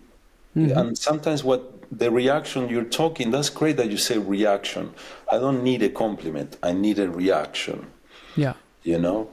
And sometimes when you were talking, for example, what Larry said to me after I told him about playing with Jeff and Jorge, it wasn't what he answered, the deep stuff. He said, it was the conversation that followed that was interesting. It wasn't related to that topic.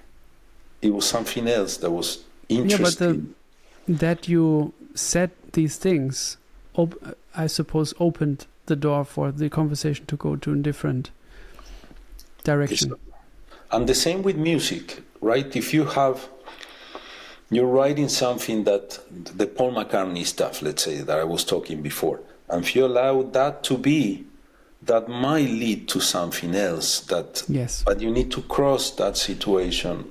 And if you get a reaction from people that, you know, sometimes I really dislike surface reactions, you know. Oh man, I like that tuning 13, you know, and they're just talking about themselves more than the music itself, you know.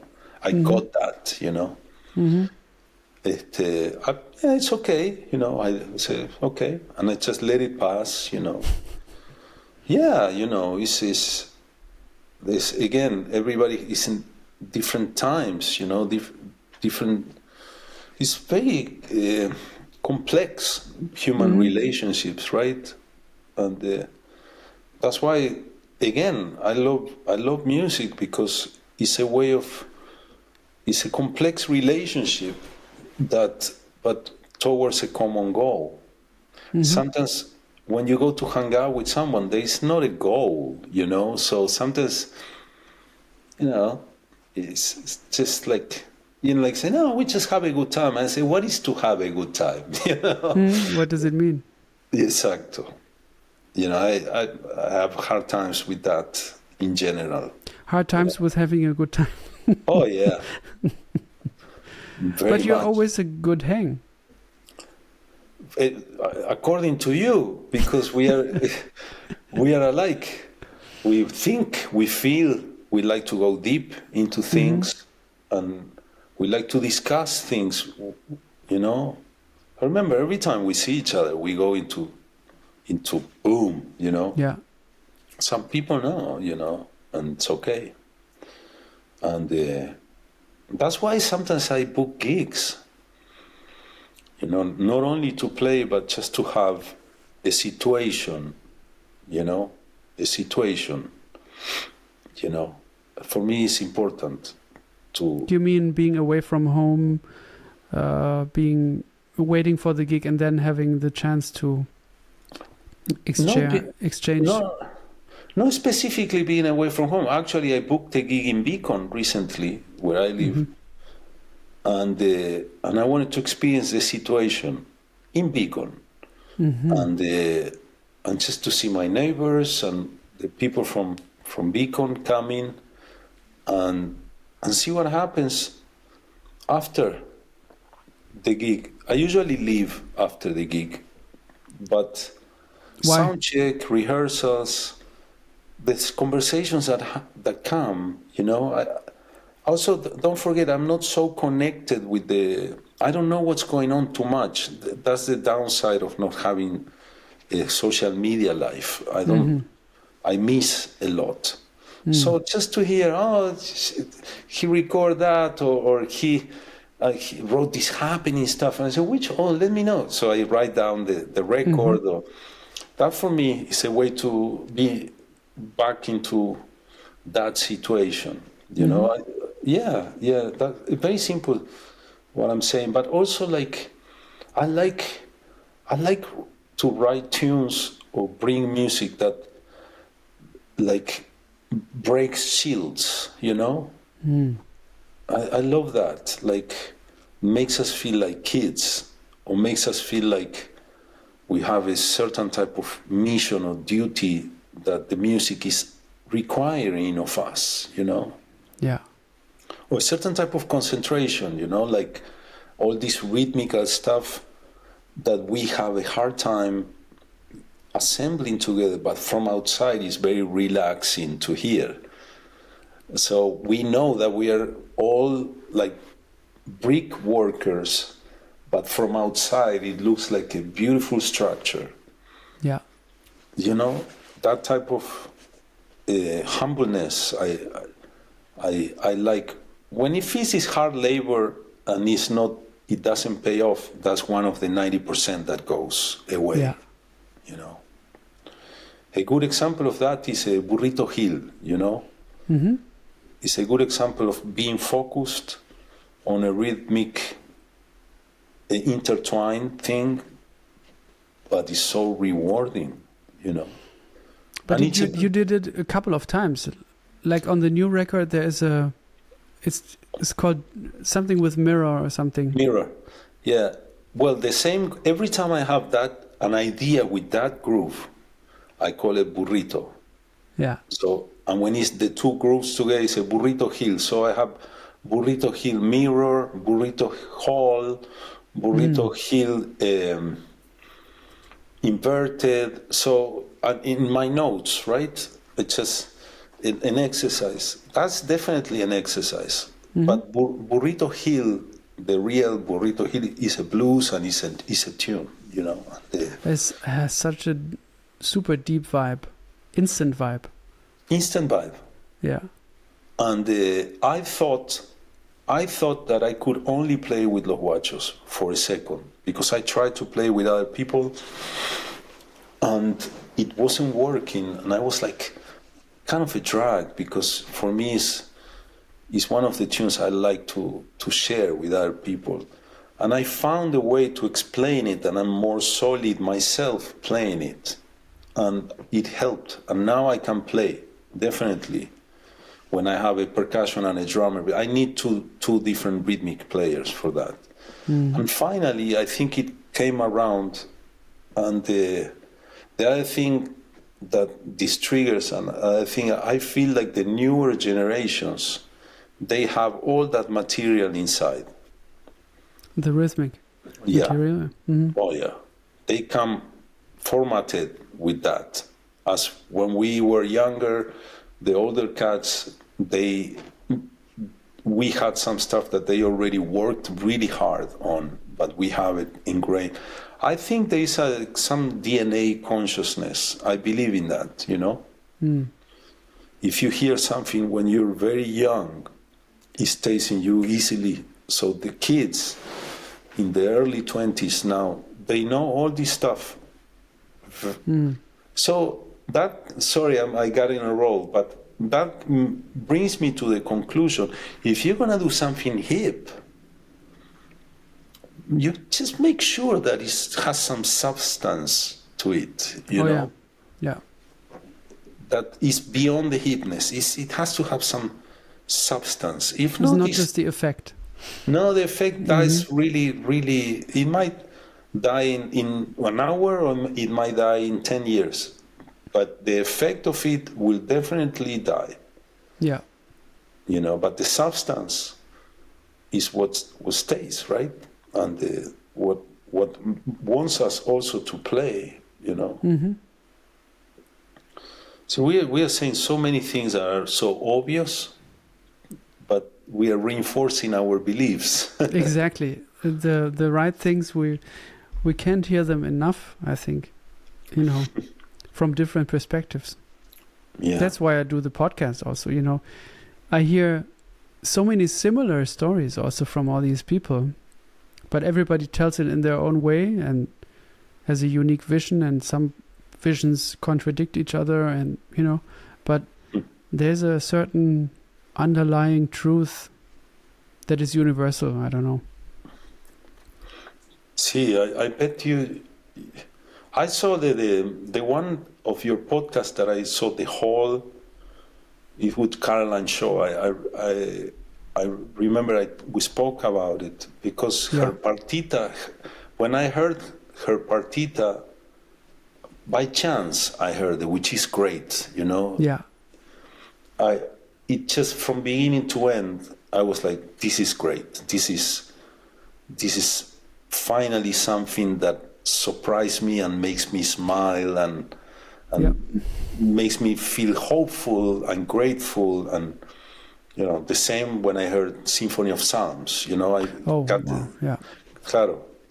the same type of reaction. There's some tunes, you know, that you hear, like we were talking about Resolution, or, and I always looking forward to that, you know, to hear something that shakes me, you know, and that also confronts me and makes me wonder and stays with me, and the image of it stays. Like it used to be the Beatles when I was a kid, you know, looking for that all the time. And you look to write something like that,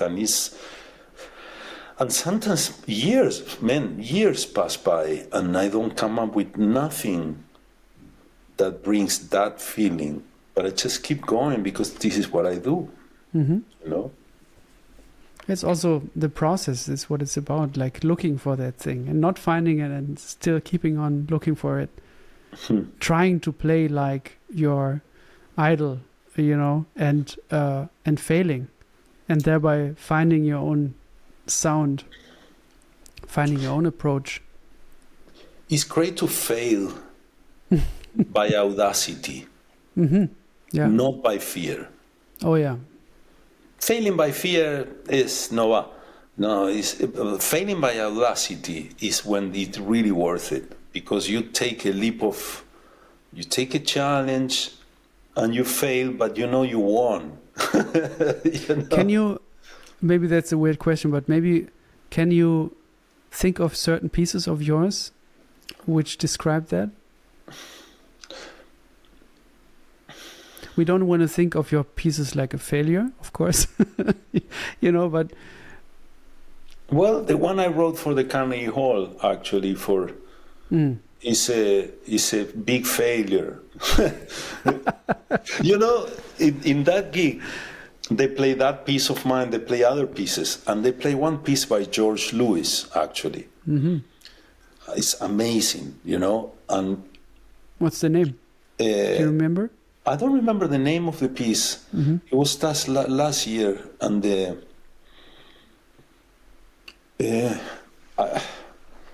anyway, So I was able to tell him, man, you wrote what I wanted to hear. Yeah. So I feel so happy that I was at that gig. Unfortunately, suffering through my shit. So I was able to hear your stuff because what you wrote is what I wanted to hear. And he was very kind, and he shared the score with me, and then I look at the score, and it's not what I heard. Interesting. What was it? It was just so much. I was in a very special state. So when his music spoke to me, so that's again the thing about the sensitivity and in the state that you are when you hear some music that hits you. And sometimes, a good example is like the first time I heard the Bartok music for strings and celesta. I was in Berkeley and I couldn't care less. And then I heard it years later. It just blew my mind. So I learned a lot about, okay, it's not about the music, it's about you, It's And the also, moment. you are part of the music. Are you there or you're not there? Are you judging or you want to hear something specific? It's also an art of listening, right? So the failure, we were talking about failure, the big failure was that I wanted to write a piece, the 8-minute piece, that had no thematic material. I didn't want to write a tune, but I also didn't want to write a story. I just wanted to write states of situations. And I was reading this book called The Kingdom, that is Emmanuel Carrere, this French author, that was talking about the origins of Christianity. And what is myth, what could be real, how did St. Paul write, how this thing, and there's one part in the book that really hit me, was like, why in the Mass we eat the body of Christ and drink the blood of Christ, right? It kind of incorporates into us, but why did they took that as a ritual in a Mass instead of washing everyone's feet? Remember that Jesus washed Peter's foot, and said, Maestro, please don't. No, I'm doing this to you, so you will do it to others. And the author was saying, why didn't we take that as is a more active situation than taking the wafer, which is very passive? That was a very strong moment about what's true, what's ingrained, the cultural thing that I went to Catholic school as a kid, and I even played in the church, so I had to take the wafer every week, and I have my questions about, is this the body of Christ? Like all that. Right, yeah. So the book hit me, so I was able in this piece to defy a lot of things I believe. I defy myself, and the result, I couldn't recognize myself. So I felt really uncomfortable, man. I even had to talk a bit. I felt very uncomfortable because I felt like I wasn't delivering what was expected of me. Right. So that was a big failure. But I think after that, Pablo, I share this with you because I find it very deep. After that, everything I've done and every gig I played just higher. It just felt so much,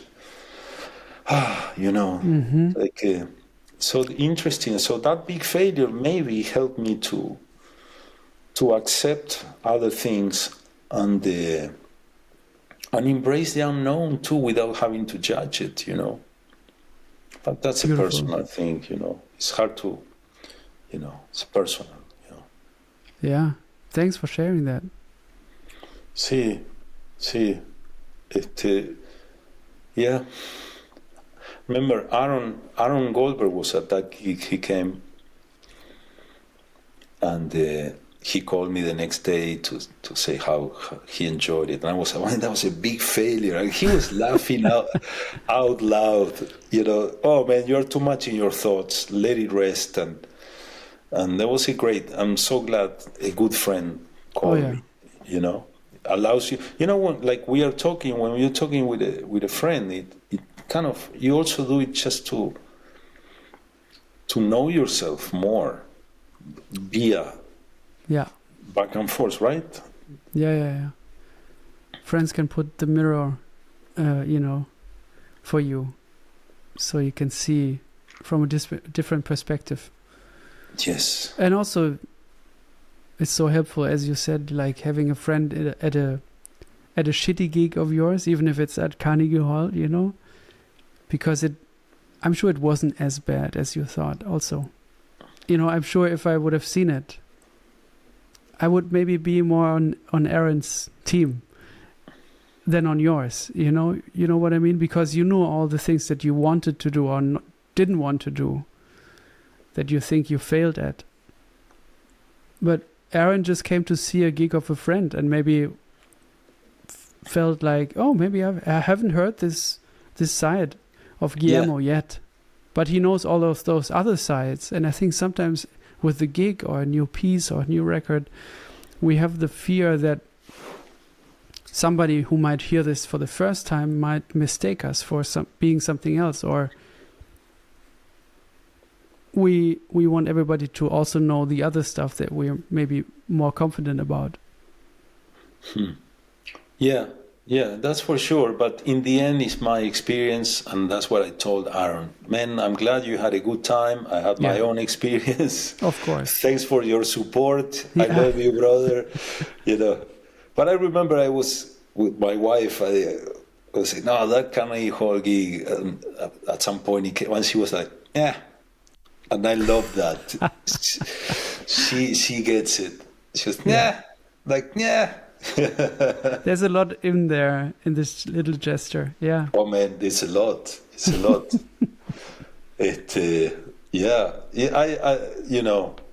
That's another thing I love. I love playing at home, and there's not too much reaction. There's not too much comment. Very, very rarely we talk about what I'm working on. And same here. That's very cool, isn't it? Mm-hmm. Because sometimes when there is then a reaction, you see, oh, okay, this hit a nerve somehow. Yes, it's good to do your thing. What is it about pieces that we write? I'm sure you have this. I mean, I'm not only talking about the 90% that won't see any rehearsal or recording or whatever session. I just wrote this piece actually in Basel. Last time I was there, I wrote this piece in Basel, and I don't know where I can put it. I don't know where I can play it. I maybe could play it on a solo gig, but I don't have a solo gig. It just lies there, waiting for the moment where I'll put it out in some form. Do you know these pieces? Do you like the piece? Yeah, I like it. It's very different. It's very different, but I like it. I think it's very important what you said. You have a piece that sounds like no other pieces, and it's piano solo. That's a moment when something calls for satellite music around it. So you have to build a program around that. And that's when something new shows up. That's what una obra in Spanish. That's why people chooses to write an opera, or people chooses programmatic music for that thing. I don't know if you relate to that, but I haven't thought of this at all. This is very interesting. Yeah. So you have one piece and you see it's different, and then you try to sort of find an answer to it or a comment to it, and that can be the next piece. para mí, that's what I'm always looking for. Always. Cool. It's like one thing that is specifically gives you a new light or a new avenue to explore, and then you continue with that avenue, and that creates a whole vocabulary of that, and then you challenge that, and it gets to a point that I felt it in many different topics that I think I ended this. I can't go any further with this. Yeah. I like that sensation of having an idea or a concept or a sound that I go until the end and I say, well, that's it. I cannot do this anymore. I don't have more on this. And it keeps showing up, of course, because it becomes your vocabulary. But that's when it's a beautiful thing. I think that's why I say, okay, if you have one piano piece that has a new sound or a new flavor, I say, oh man, I have to build a program around this piece. So what is this piece about? What am I using here that I would like to explore? Like a variation, That's when I think as a, let's say, classical musician, what is the theme of variation all about, Yeah. It's like the exploration of an idea, and well, that's a lot, I go there a lot, like, for example, the thing about teaching composition to so many different and great musicians, some of them, they are into serial music, some of them, they like spectral music, some of them, they like tunes, some of them, they like free, and I'm not an expert in any of that, but at the same time, I can have a conversation, right? So I keep learning, and I come to my own conclusions about systems, and I kind of challenge the musicians and ask questions about the systems themselves, and every time I find a little system or a little concept of my own, for example, when I talk about systems, we can talk about 12-tone music, Okay, are you going to write 12-tone music without asking the system any question?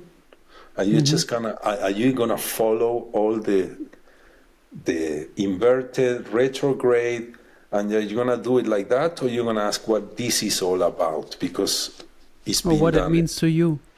What it means to you, and the question I ask, for example, is like, do you think it's a democratic system? And so yeah, this is an exploration of the democracy of the 12 tones. And I always say, well, you have the row, but if you put the C, let's say, of this row, and you decide to make it a whole note in the low end of the piano, I don't think it's going to cut through like if you put it in a super high octave as a 16 notes. So it's not so democratic, isn't it? So how you dealing with that? So I love that, Pablo. I love those situations when you find something that kind of is a mirror, you find your own mirror because you have to understand that, So I consider those moments blessings, actually, like, thank you, Yeah. And I say thank you.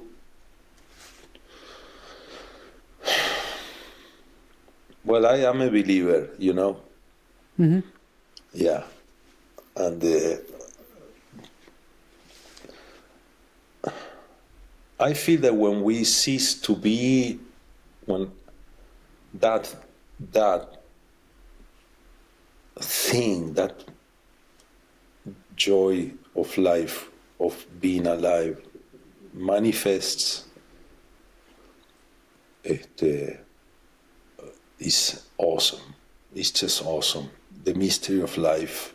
Yeah. It's awesome. whenever you talk about music or often the expression of something coming alive or finding alive or feeling alive when you're listening to it, it comes up often. I've noticed. It's beautiful. See, and it becomes, I don't know if you feel this way, but it happens more and more, not only when I do it, but when I receive it. Mm-hmm. And now I wish I was more open to receive when I was younger,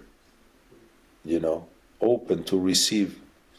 I was too busy trying to accomplish that I wasn't receiving as much as I deserve to allow myself to receive. I was too busy looking for the thing I needed. What did you think you needed? No, it's like, I'm going to put like something really simple.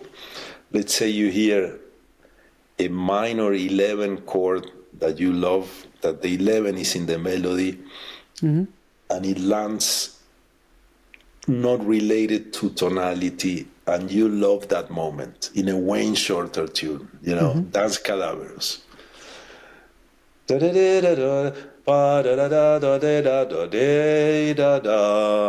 yeah. Yeah. And you're just looking for that moment in every piece of music. That's what I'm talking about. And if it doesn't have that moment, it's not that happening. Yeah, of course. Yeah. That's really narrow mind. Yeah. Yeah. Yeah. I feel very ashamed of that, man. Don't feel ashamed. I can articulate that. Yeah. But I see that, I have fun with the musicians, with the students, and if it doesn't swing, it's not worth it. Sure, yeah. It's like, anyway. But we become addicted to a certain feeling, and we attach it we check it out what it is, and then this is it on paper, and then we think this is, the minor 11 chord. That's what it is. But it's also the way that they land on it, Wayne's sound, what Elvin did to prepare it, the way Ron Carter's note sustains that chord, all that. I think they play the melody in unison at that moment. There's not a counter melody, I think, right? But also the unison of Freddie and Wayne. So a minor 11 chord on its own will not sustain or give us that thing. It was the culmination of all of these ingredients. Yes. Bum, ba, bum, ba-ding. Yeah. Da da da. That's like a genius stuff, man. Oh yeah. That's we have to talk a bit about Wayne, man. Is thanks to Wayne. I told George Lewis that hearing his music reminded me of Wayne, and also reminded me why I chose to stay in the US in my 20s. Thanks to that music, man. I'm not joking. It's Speak No Evil, Native Dancer. That I didn't know that music existed when I was in Argentina, And when I heard that music, it was everything I wanted to hear, It was like listening to Spinetta, which is an Argentine musician, or again, in a different poetry, It was the same effect that I had as a teenager listening to Argentine rock or Piazzolla, but in my 20s, but way more sophisticated in the sense that there was a conversation and there was an interpretation of it, and I just like gave me a whole path of poetry and direction and melody, and because every Wayne tune you can sing, Yeah. Oftentimes it's even almost childlike melodies. Yes. There are exceptions, of course, but the majority of pieces, there's a childlike melody, but with very, very involved harmonies below it and rhythm, and it's hard to just put it with these words because they don't do the music justice. But if we talk about the ingredients a little bit, yes, we can say that Wayne is a super hard bop, like comes from hard bop because he played with Art Blakey and he had all the pentatonic stuff and all the changes below, and he took it from there to outer space. But that's his foundation, no? Yes, I always say, like, talking about composition and stuff, when a musician tells me, a student or a friend actually, man, I'm blocked, I don't know what to write, transcribe. Oh yeah. You know? And that's something that I wanted to talk to you about, because I know that you transcribe a lot, and you know, not only tunes, but you find the tunes within Stravinsky's work. Yeah. You find the tune. Yeah. And what really resonated, another thing that there's so many things in our lessons that resonated with me, but you said one sentence that stuck with me, which was, transcribing something is like having a conversation with an artist, hanging out with the guy. Yes. I believe so. I believe it's a manifestation, you know. I think classical musicians we were talking about the piano before, that can really play Chopin or Liszt, you know, they get to a point of having that conversation, you know. And for me, I like the process. I like to, when I transcribe, a good tune that I transcribed that gave me a lot, it gave me a lot. Lately was The Elders. I transcribed it too. I actually recorded a version of that song. Yeah. I would love to see how you wrote it, because Yeah, let's exchange. Okay, because there's some extra bars at the end of the second round, and 4 bars instead of 2. Yeah. And oh man, this is a cool. Please, let's, after we close this, I share, because that was a great situation for me to imagine them working on it. How will Wayne write this in order to, and of course the lines, and then when they go in half steps together, that you know, and the exacto. Yeah. And we've been playing that tune too, you know, and every time we play that tune, it just takes you to a dimension, you know. And with Los Guachos, or no, with this quintet that I've been playing lately. Nice. So I'm still hopeful to find some sounds in the piano that I never heard, you know. But it's a very ambitious idea, you know.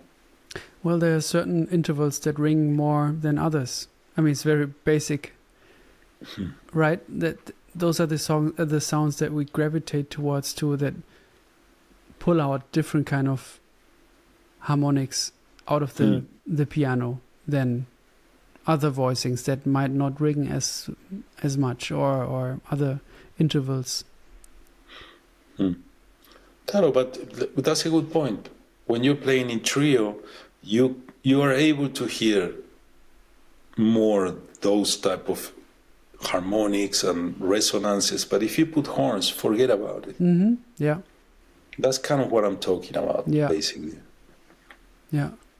Well, the drum is also a thing that takes a lot of space, and takes also takes the whole dynamic thing to another level. Or Yeah. takes away a lot of levels of dynamics that would be possible without the drums. Yes, 100%. But with the guys that I'm playing now, I'm being very specific sometimes. I said, no cymbals. Yeah. No cymbals here, or just the kicks, or Yeah. lay out here. I'm really working on that. And it works really nice, but then when you go to a club, like a small club, it just goes to a complete different dimension. It becomes like a jazz band playing, and it makes sense. Yeah. But when you play in a little hall or something, so we are aware of that, and it's a good conversation going on. You know, that's what I was talking about before, about playing gigs, to have those conversations. You know, like, check, when you use the cymbals, you know, like where I put the cymbals here, imagine that I want you to sound like a chord, you know, not like a kick. So can you find a sound that sounds like a chord? Mm-hmm. And then we rehearse for a couple of hours, and then the conversations at that spark are usually interesting, you know. Simple things that spark deeper things, you know. Mm-hmm. Here's a very basic thing that I'm interested in. How can we write a second melody?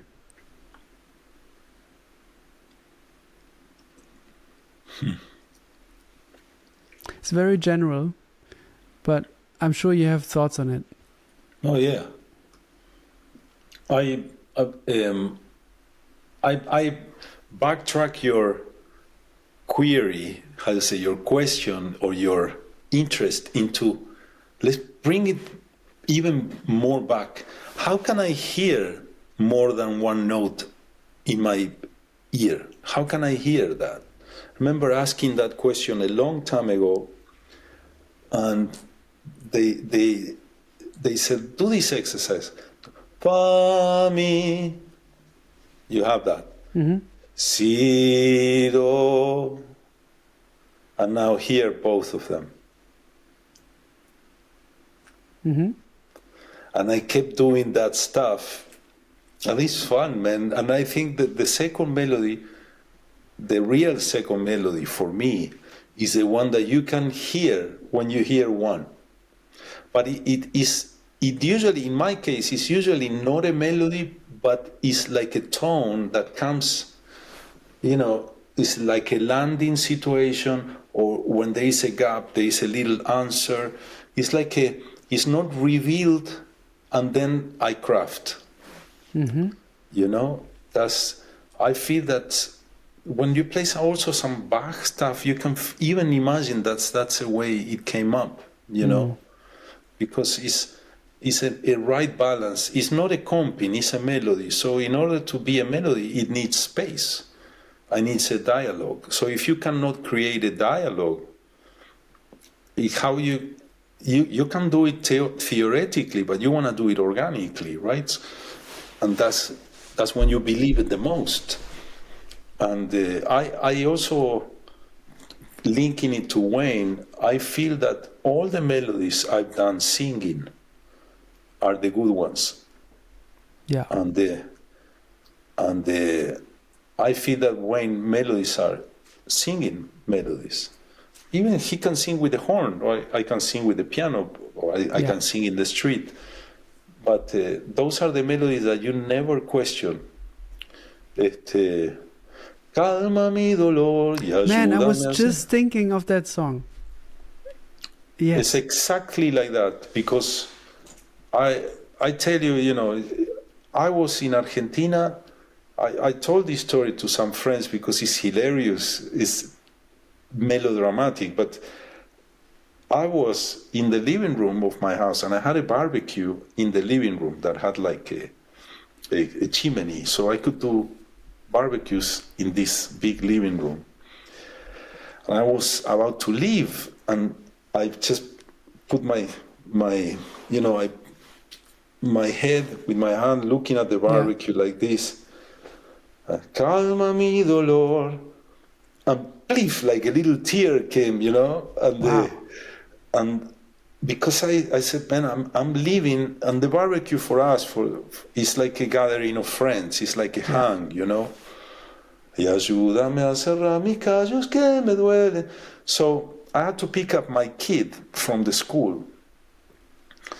But I really felt something. I felt something there, And calma mi dolor is ease my pain, Ease my pain. That's how it starts. Ease my pain, So the little chant, hopefully ease my pain, So I had to pick up Charlie from the school, and I said, okay, I'm gonna write it just in case. That's always an advice I give to everyone. Like when you have something that you feel, don't think that you're gonna remember later, because you might not. So write it down or record it. And so I don't like recording myself. Actually, I like to write down. I developed that way more than recording. I like to put my ear into. So I wrote it, and I was writing it down. Da da da da da da da da da da da da. I said, I can't believe it's just a major. It's an arpeggio in a major, and the whole mystical thing went down to the drain. And I left looking for my kid.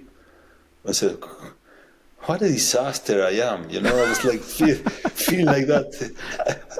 It's all because I'm leaving, and it's just not.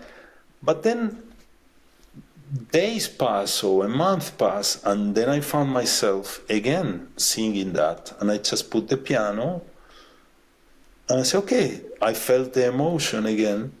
I said, I need to finish this one. That's the thing, the difference of the exercise and the urge, right? The exercise, you can toss it. But if you have something that gives you an urge, it's your duty to finish it, because it's kind of your job, It's kind of why you are here, It's a very personal thing, It's like, for me, writing music is one of the things why I'm alive. So I can't leave this pending,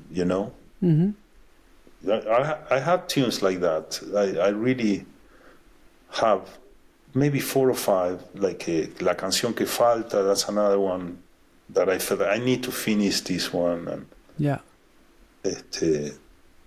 they are very personal, but then you realize that thing that is very personal speaks to others personally. Like you said, you thought of that melody right away, Yeah.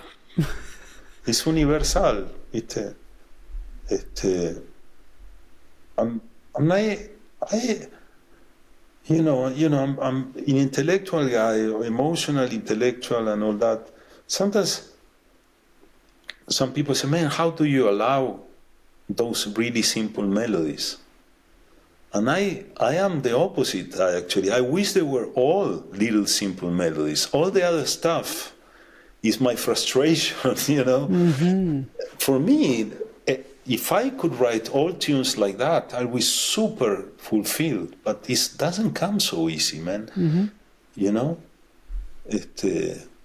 sometimes I find that remarkable, don't you?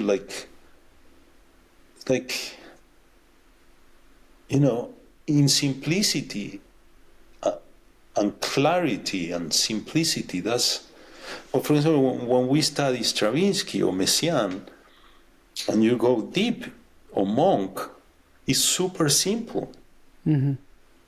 Of course, it's sophisticated, but it's simple. It's clear to the bone, like Bach is clear to. That's super simple for them. Yeah. And that's my dream, And it's so hard. It's incredibly hard.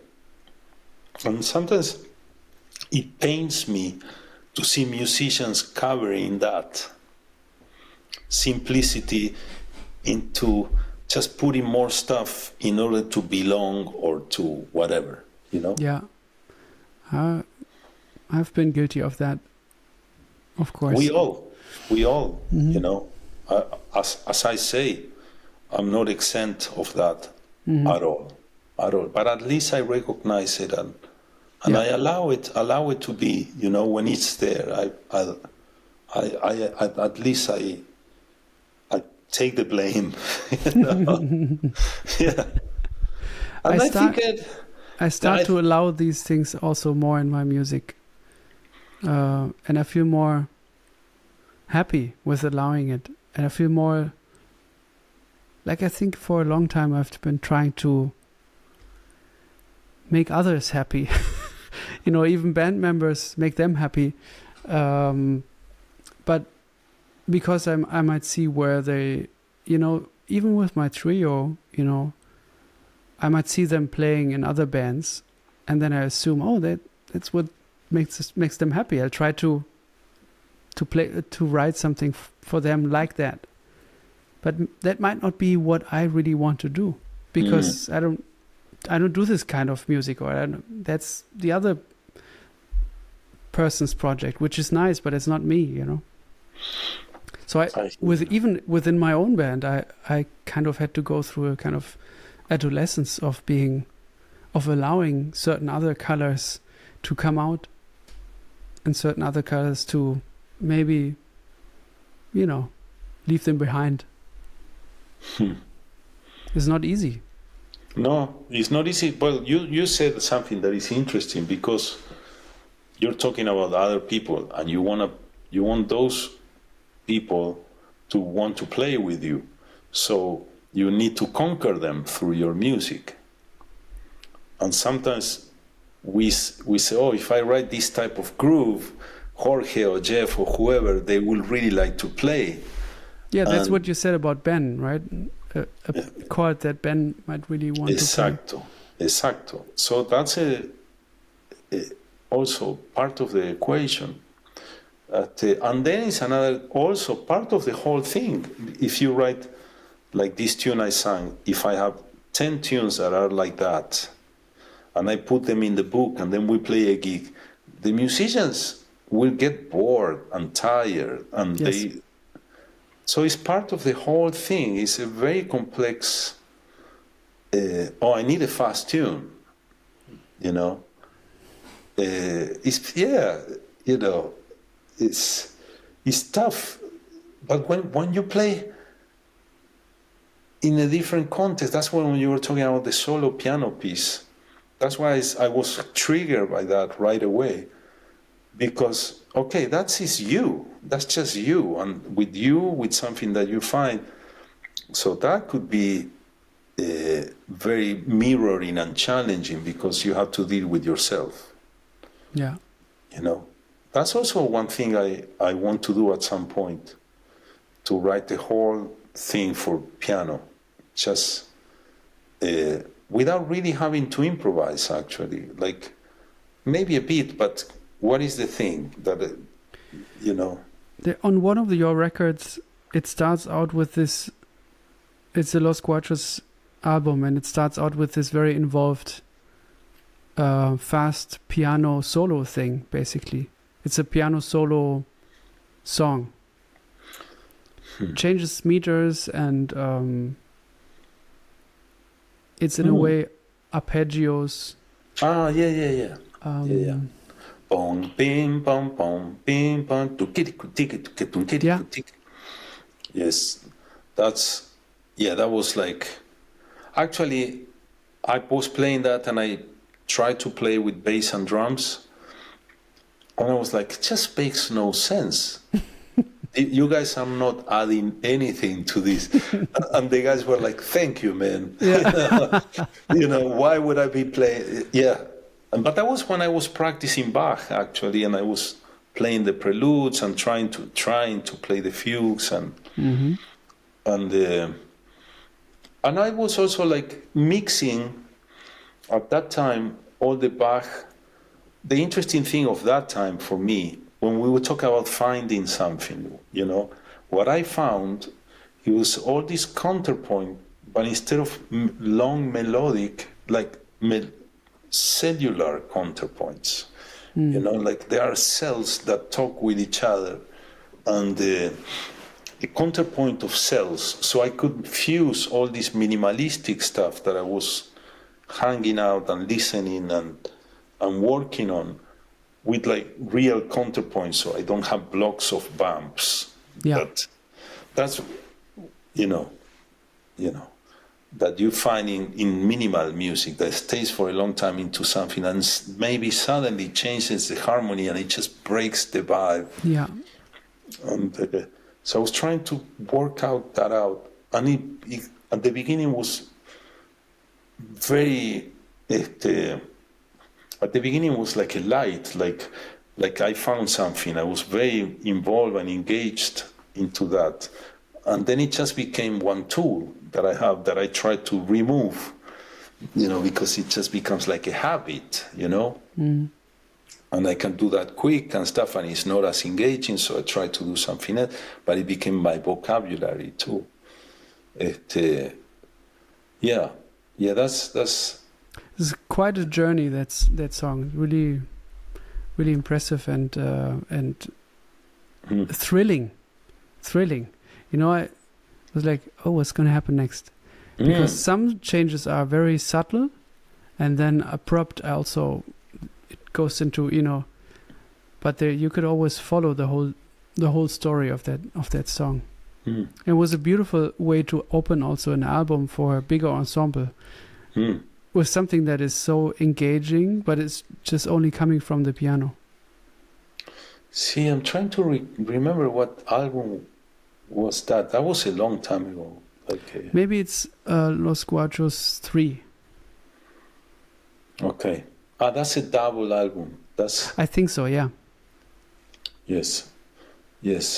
That was when I was into the fugues a lot. You have the Fugue X, you have the web, that is another fugue. There's a lot of like counterpoint, and it makes sense. And it's a double album actually, because the interesting thing about that album is the first album is all this really fugal and dense, and then I moved to Argentina. And the drawing of that album, there is a drawing, now I recall, it's a black and white drawing that I did in a servilleta. How do you say, when this white paper that they give when they give you a drink, and you have white paper that napkin. Yeah. At the Vanguard, I was listening to Brad with Jorge and Larry, 2001, and as I was listening, I did this drawing, and they play in September 2000. I remember, and I went to the record company and said, I have the cover of the record, and I gave him the drawing. So you don't have to hire nobody. This is it. And I moved to Argentina right after we recorded. And then I had to do a gig at MIT once I was living in Argentina. So I go to MIT, and then I come to New York after 6 months or so. So I was a couple of days in New York, and I called Francois from Sunnyside and said, Francois, do you think we can get one day in the studio? And he was like, yeah, but I cannot pay anything. And I said, can you just coast the studio day in like 4 hours after this recording? So basically he got us 4 hours kind of for free. So I called everyone and I said, men, do you guys want to hang out? I have a studio for 4 hours. It's just a hang. I don't have any money, but I would love to see you and hang out a bit. And so I told Francois that I written a suite that I wanted to record.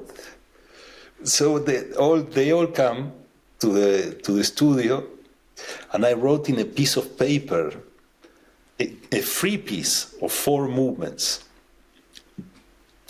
That I don't have the paper. It was beautiful the way I want you, Ben, here to play the best melody that you ever play in your life, and then Taylor will come and will answer it, and then we get really nasty, and then we just think about it, and maybe the bass, and it's just like a whole story.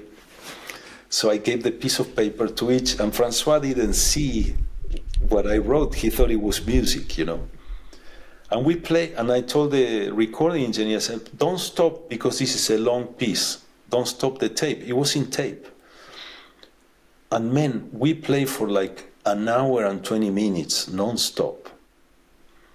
and then at some point the recording engineer opens the door, and we were still playing a bit. I said, "Hey man, what happened?"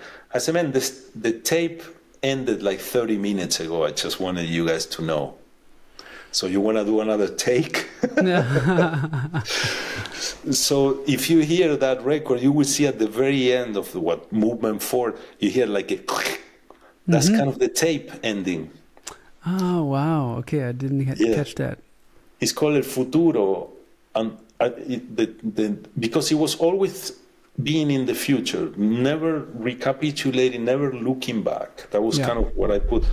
So, and they put, instead of Futuro, they put La Futura. It was okay. They just like made a mistake with the feminine, masculine, Futuro, Futura.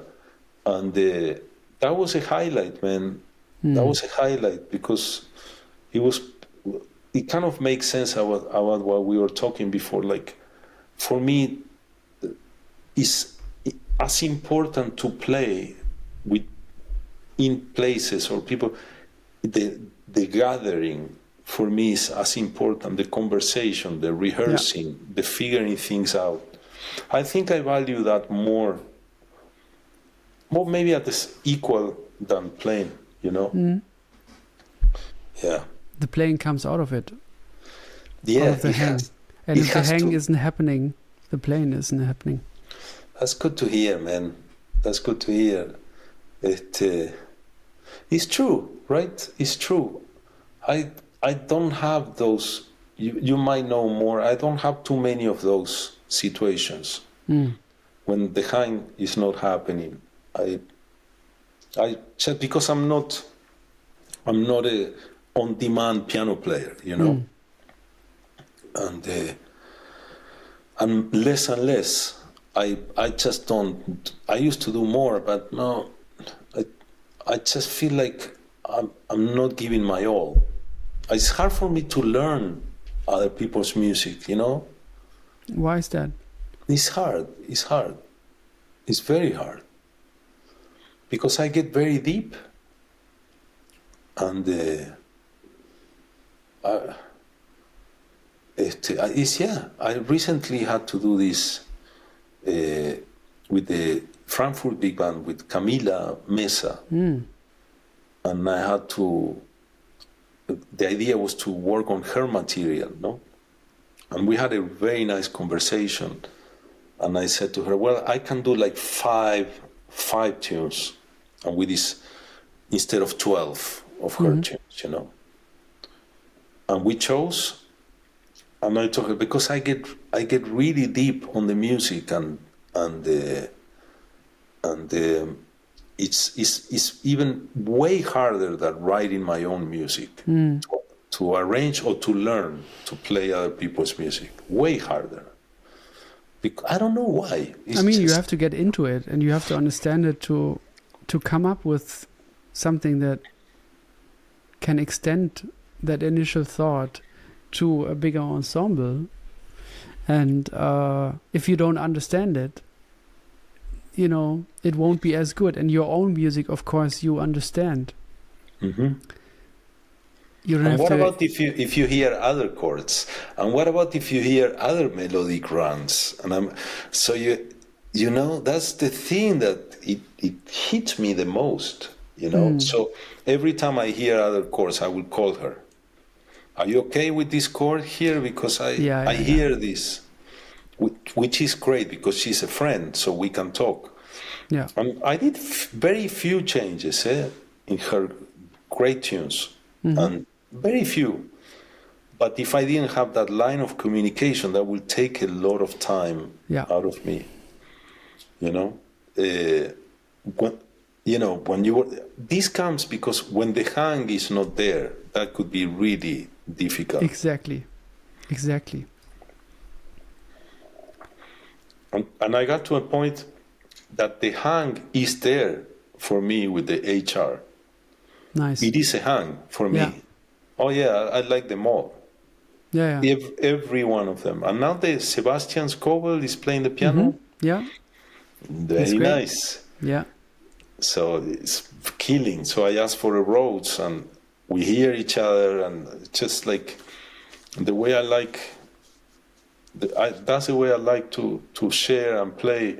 You know, especially the more people, the stronger the hang has to be, like the vibe, because it's a lot of energy. You know. I mean, I don't want to sound like a hippie guy. It's not that I go there with a candle and talk about love and peace. The music speaks, but it has to be has to have a purpose, and everybody working for a goal, and everybody has to be involved, and you have to make sure that everybody plays and everybody has a moment that they have to express. It's quite a work, you know. Mm-hmm. See, same, you know, maybe that's why I don't play too much smaller groups. I don't know. I don't know. I'd like to ask you about that, how you deal with that, actually. Changing repertoires, and how my question would be, you practice the music in your house for whatever band you have to play, and then, you know, you go on tour with this music, and then, you know, it ends and you move on to something else. It might be a bit bizarre, you know, if you do a lot. Yeah. If you do a lot, you know. Well, I do mostly my own music and a few side person projects. And then sometimes I get called for a tour or a couple of gigs or just one gig. And I've gotten more into really preparing more, you know? At first it came out of the necessity of, because I'm not a good reader and I don't think of myself that way, so I need time to get in the music, you know? The first thing I usually do is look through the repertoire and see the most difficult piece and freak out, and then, you know, throw it away for a couple of days, and then feel the need to return to it and listen to it when I listen to the MIDI when I'm on, you know, when I'm buying groceries and stuff. So I really get it into my system. And then just basically analyze the music and learn the music. Like I would when I would transcribe something, I would look at it from all different perspectives. And I've really, you know, I recently did a tour where Melissa Aldana asked me for her quartet. Nice. And I was super happy to do it. And I didn't have much work, the musical work, where I needed to prepare another repertoire 2 months before the tour. So I basically just played her music for 2 months. You know, played along with the recording, listened to the recording and read along with the sheet music. Basically wrote down my own sheets for all of the songs. Because it made sense how she wrote it down, but also I felt like I was sent the chart that they got when they went into the studio, and then they changed a lot of things, and then I just had the initial chart, and the band, they are a band, so then they don't need the sheet anymore. So a lot of the changes that were made weren't in the sheet that I had, so I needed to write my own sheets, and that was the best preparation for the music. Basically transcribing what I heard from the record, which was different to what was written down. And when you write something down, you kind of want to have it makes sense to you, you personally. So with some charts where I got like 3 pages, I put it into 1 page so that it made sense to me, you know, kind of formatted it in a way. And I'm not saying like her sheets were bad. They were just, I kind of had to, that was my way of preparing, of writing my own sheets for the music. Did you show your sheets to her?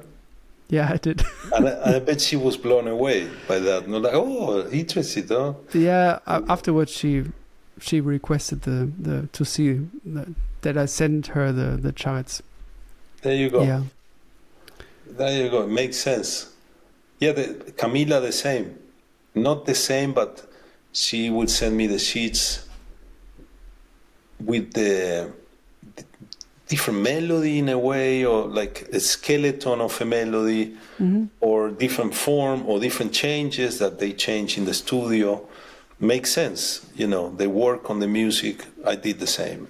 I love this also, to see that somebody made a decision once, and then they're so open to incorporating all these other influences, ideas, and then realizing also in the studio or on the gig, like, no, it has to be this way. And then you, as the reader, you read 3 times, but you never hear it 3 times because it's 2 times or just once, or, you know, or there's a different repetition at a different spot, and you always get lost when you try to play it. Or the 3 end is actually a 4 end or a 3, and I could never play it right, you know. So I was like, totally. Let me just write it down myself and see what happens, what it does to me in the music. Man, you're triggering me this. I'm gonna do it now. So I'm gonna share the screen of the elders. Oh yeah. Let's open this. A ver, let's go to your share screen. So are you seeing it now, right? I see it. Okay. That's nice. So so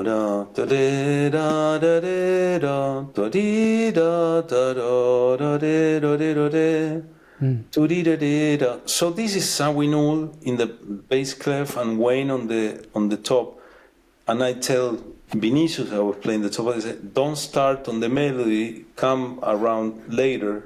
And this is add 2 bars second and fourth. I put odd times, but I mean 1 yes, and then so go back to the page. Where is it? Okay, the elders. Now I lost the elders. Agatha.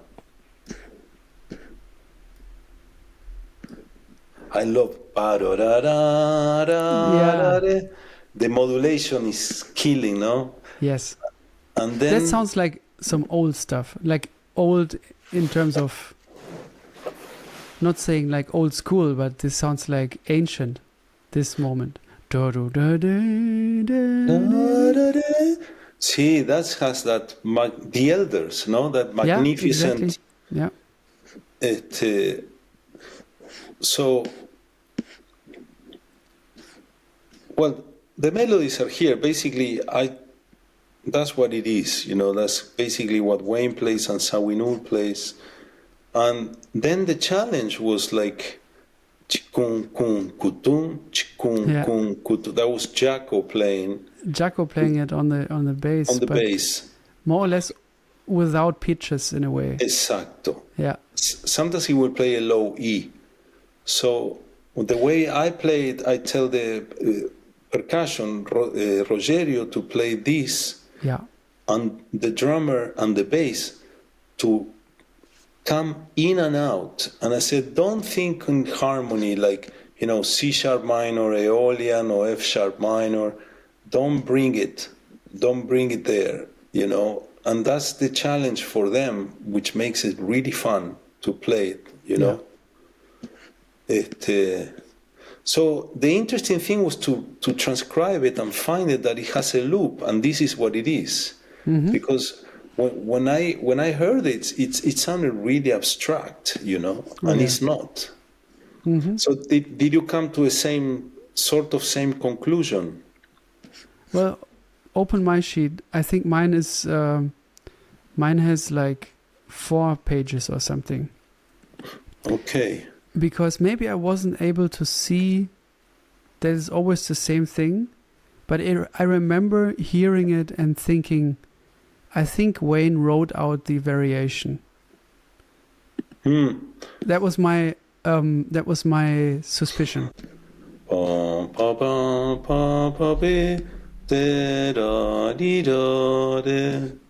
Ta-di-da-di-dum, bum-pu-di, bum-pu-di. Claro, you transcribe what Wayne played. Exacto. It's like he wasn't playing here, He and then wasn't. No. he comes here. Exacto. Tira paro da de da de da da da di da de da. Yeah. Exacto. This is the half step. Da di da.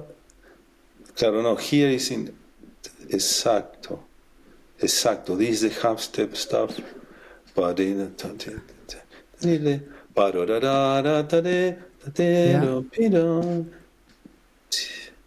Claro, and you went exactly for the rhythms that he played, because he doesn't play the exact same rhythms each time. Exactly. Exactly. And since I thought that, like, there's so little or almost no spontaneous, seemingly improvisation there, Mm-hmm. and with Wayne, and also the stories that I've heard about, also like I've heard this story about. I think maybe Peter Erskine also told me, like, do you know the song you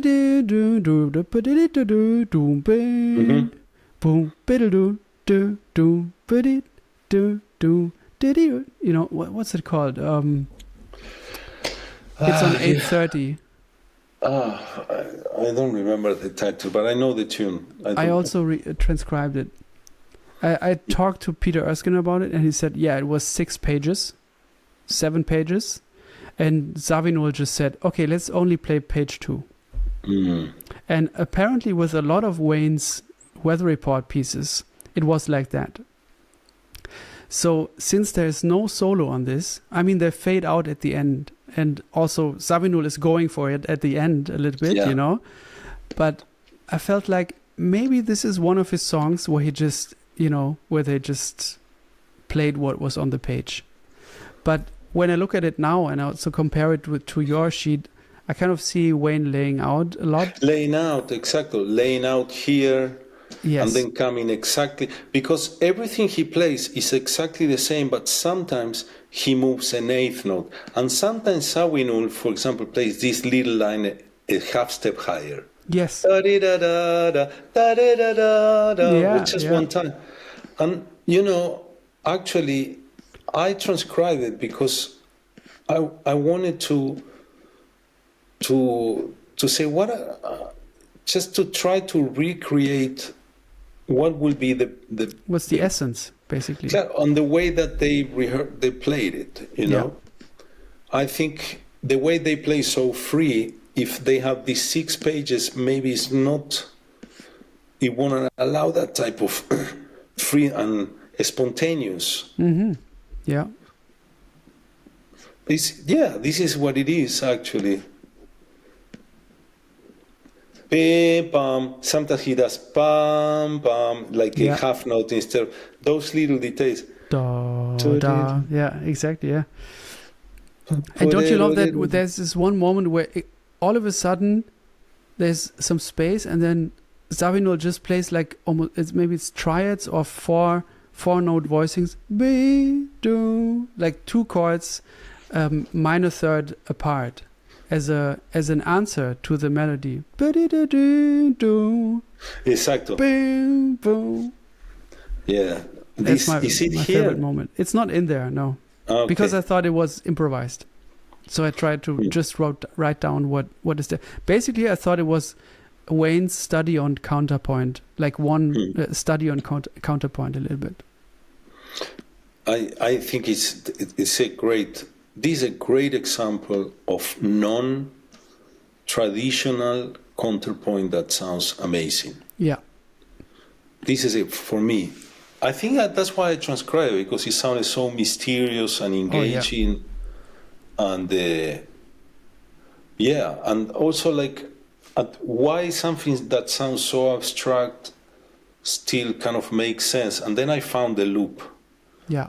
And I, you know, we know Nefertiti and Pinocchio, like, okay, there is a loop. There has to be a loop.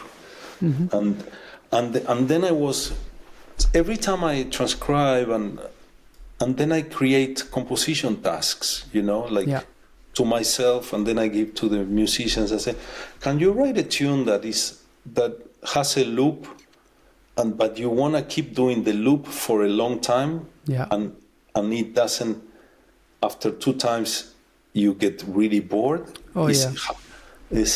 How can we do that? Nefertiti is such a great example of that, right? I mean, and I think it has to do with gravity, not giving away too much a sense of tonic and finales, and it's very hard, actually, Yes. That's when it's good to check out some Gregorian chant, actually. Yeah. The Gregorian chant is, well, actually Messiaen says that's his favorite music, plain chant. Plain chant. And I love it, man, because it's like a stream, and they only play the finales at the end, and they lie on the fifth, maybe at the middle, and that's why sometimes to go forward is to go backwards, Yes. It's like, you heard that before. I bet a lot of things that we talk they resonate with all your talks, no? Oh, it's beautiful. I love it. See. I think it's a great way to approach these two, like to make peace with our own history, the history of humanity, and especially bypass the previous concepts, go back to, Renaissance time, how they were envisioned, or Baroque times, how they were envisioning form, and actually the form was more related to dance. I find that really interesting. And that's why you have a lot of folkloric, this is a little divergent, but in the Andes, Bolivia, Peru, the north of Argentina, Salta, Jujuy, Tucumán, all that area, that basically the Spaniards combined themselves with the American Indians, and the forms are dances. Still today, the chacarera, the samba, they are all dances, and the harmonies. The interesting thing is you still have a deja vu of the natural scale and the melodic minor. Like, for example, vengo desde el olvido, todo serrano, a ver si mato penas carnavaleando. Very minor, harmonic minor, or natural minor, and then you have the little major 6 here and there. Me anda falta plata, chicha y coraje. Da da da da da da di da da di da. And that's kind of the Baroque legacy, It's very interesting that, because most of the people that were sharing the music were the Spaniards, the Jesuits, and that's the music they had, and the form they had were dances. And also you had the question and answer. I had to deal with that, because a lot of my music was coming that way. And I was, okay, that's what it is. But years after, it's like, okay, I'm very much attached to these dance forms and the question and answer. And okay, that's what it is, That's a cool thing of teaching, isn't it? Like, it makes you like, you have to figure out your shit, man. Always, yeah. The same with becoming a parent. When you really want to show your kids and teach them, educate them, you kind of have to educate yourself at first, because you realize, I want them to behave in a certain way, to know ethics, and to who am I? Am I, like, because you have to teach as by example. And if you're not doing it, your kid is not going to wind up doing it also. Yeah.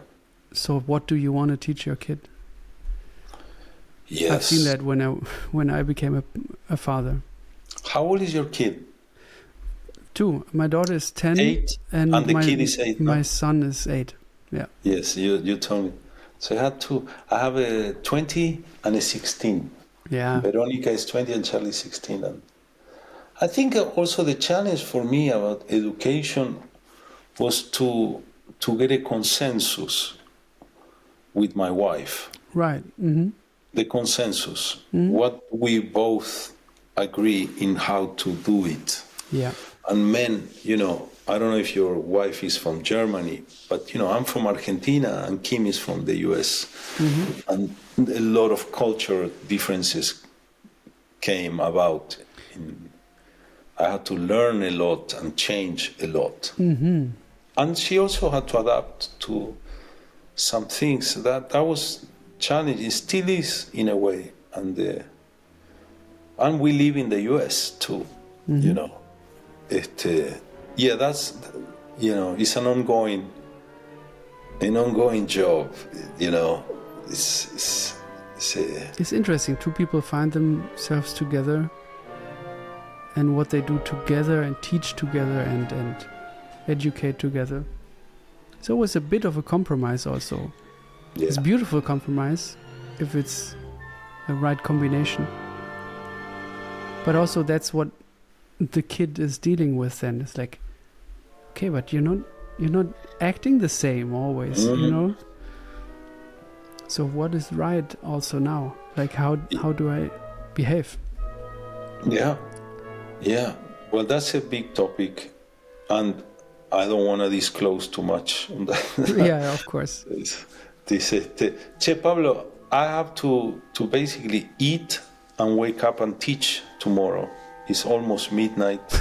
And let's call it a day, man. It was beautiful. It's beautiful, man.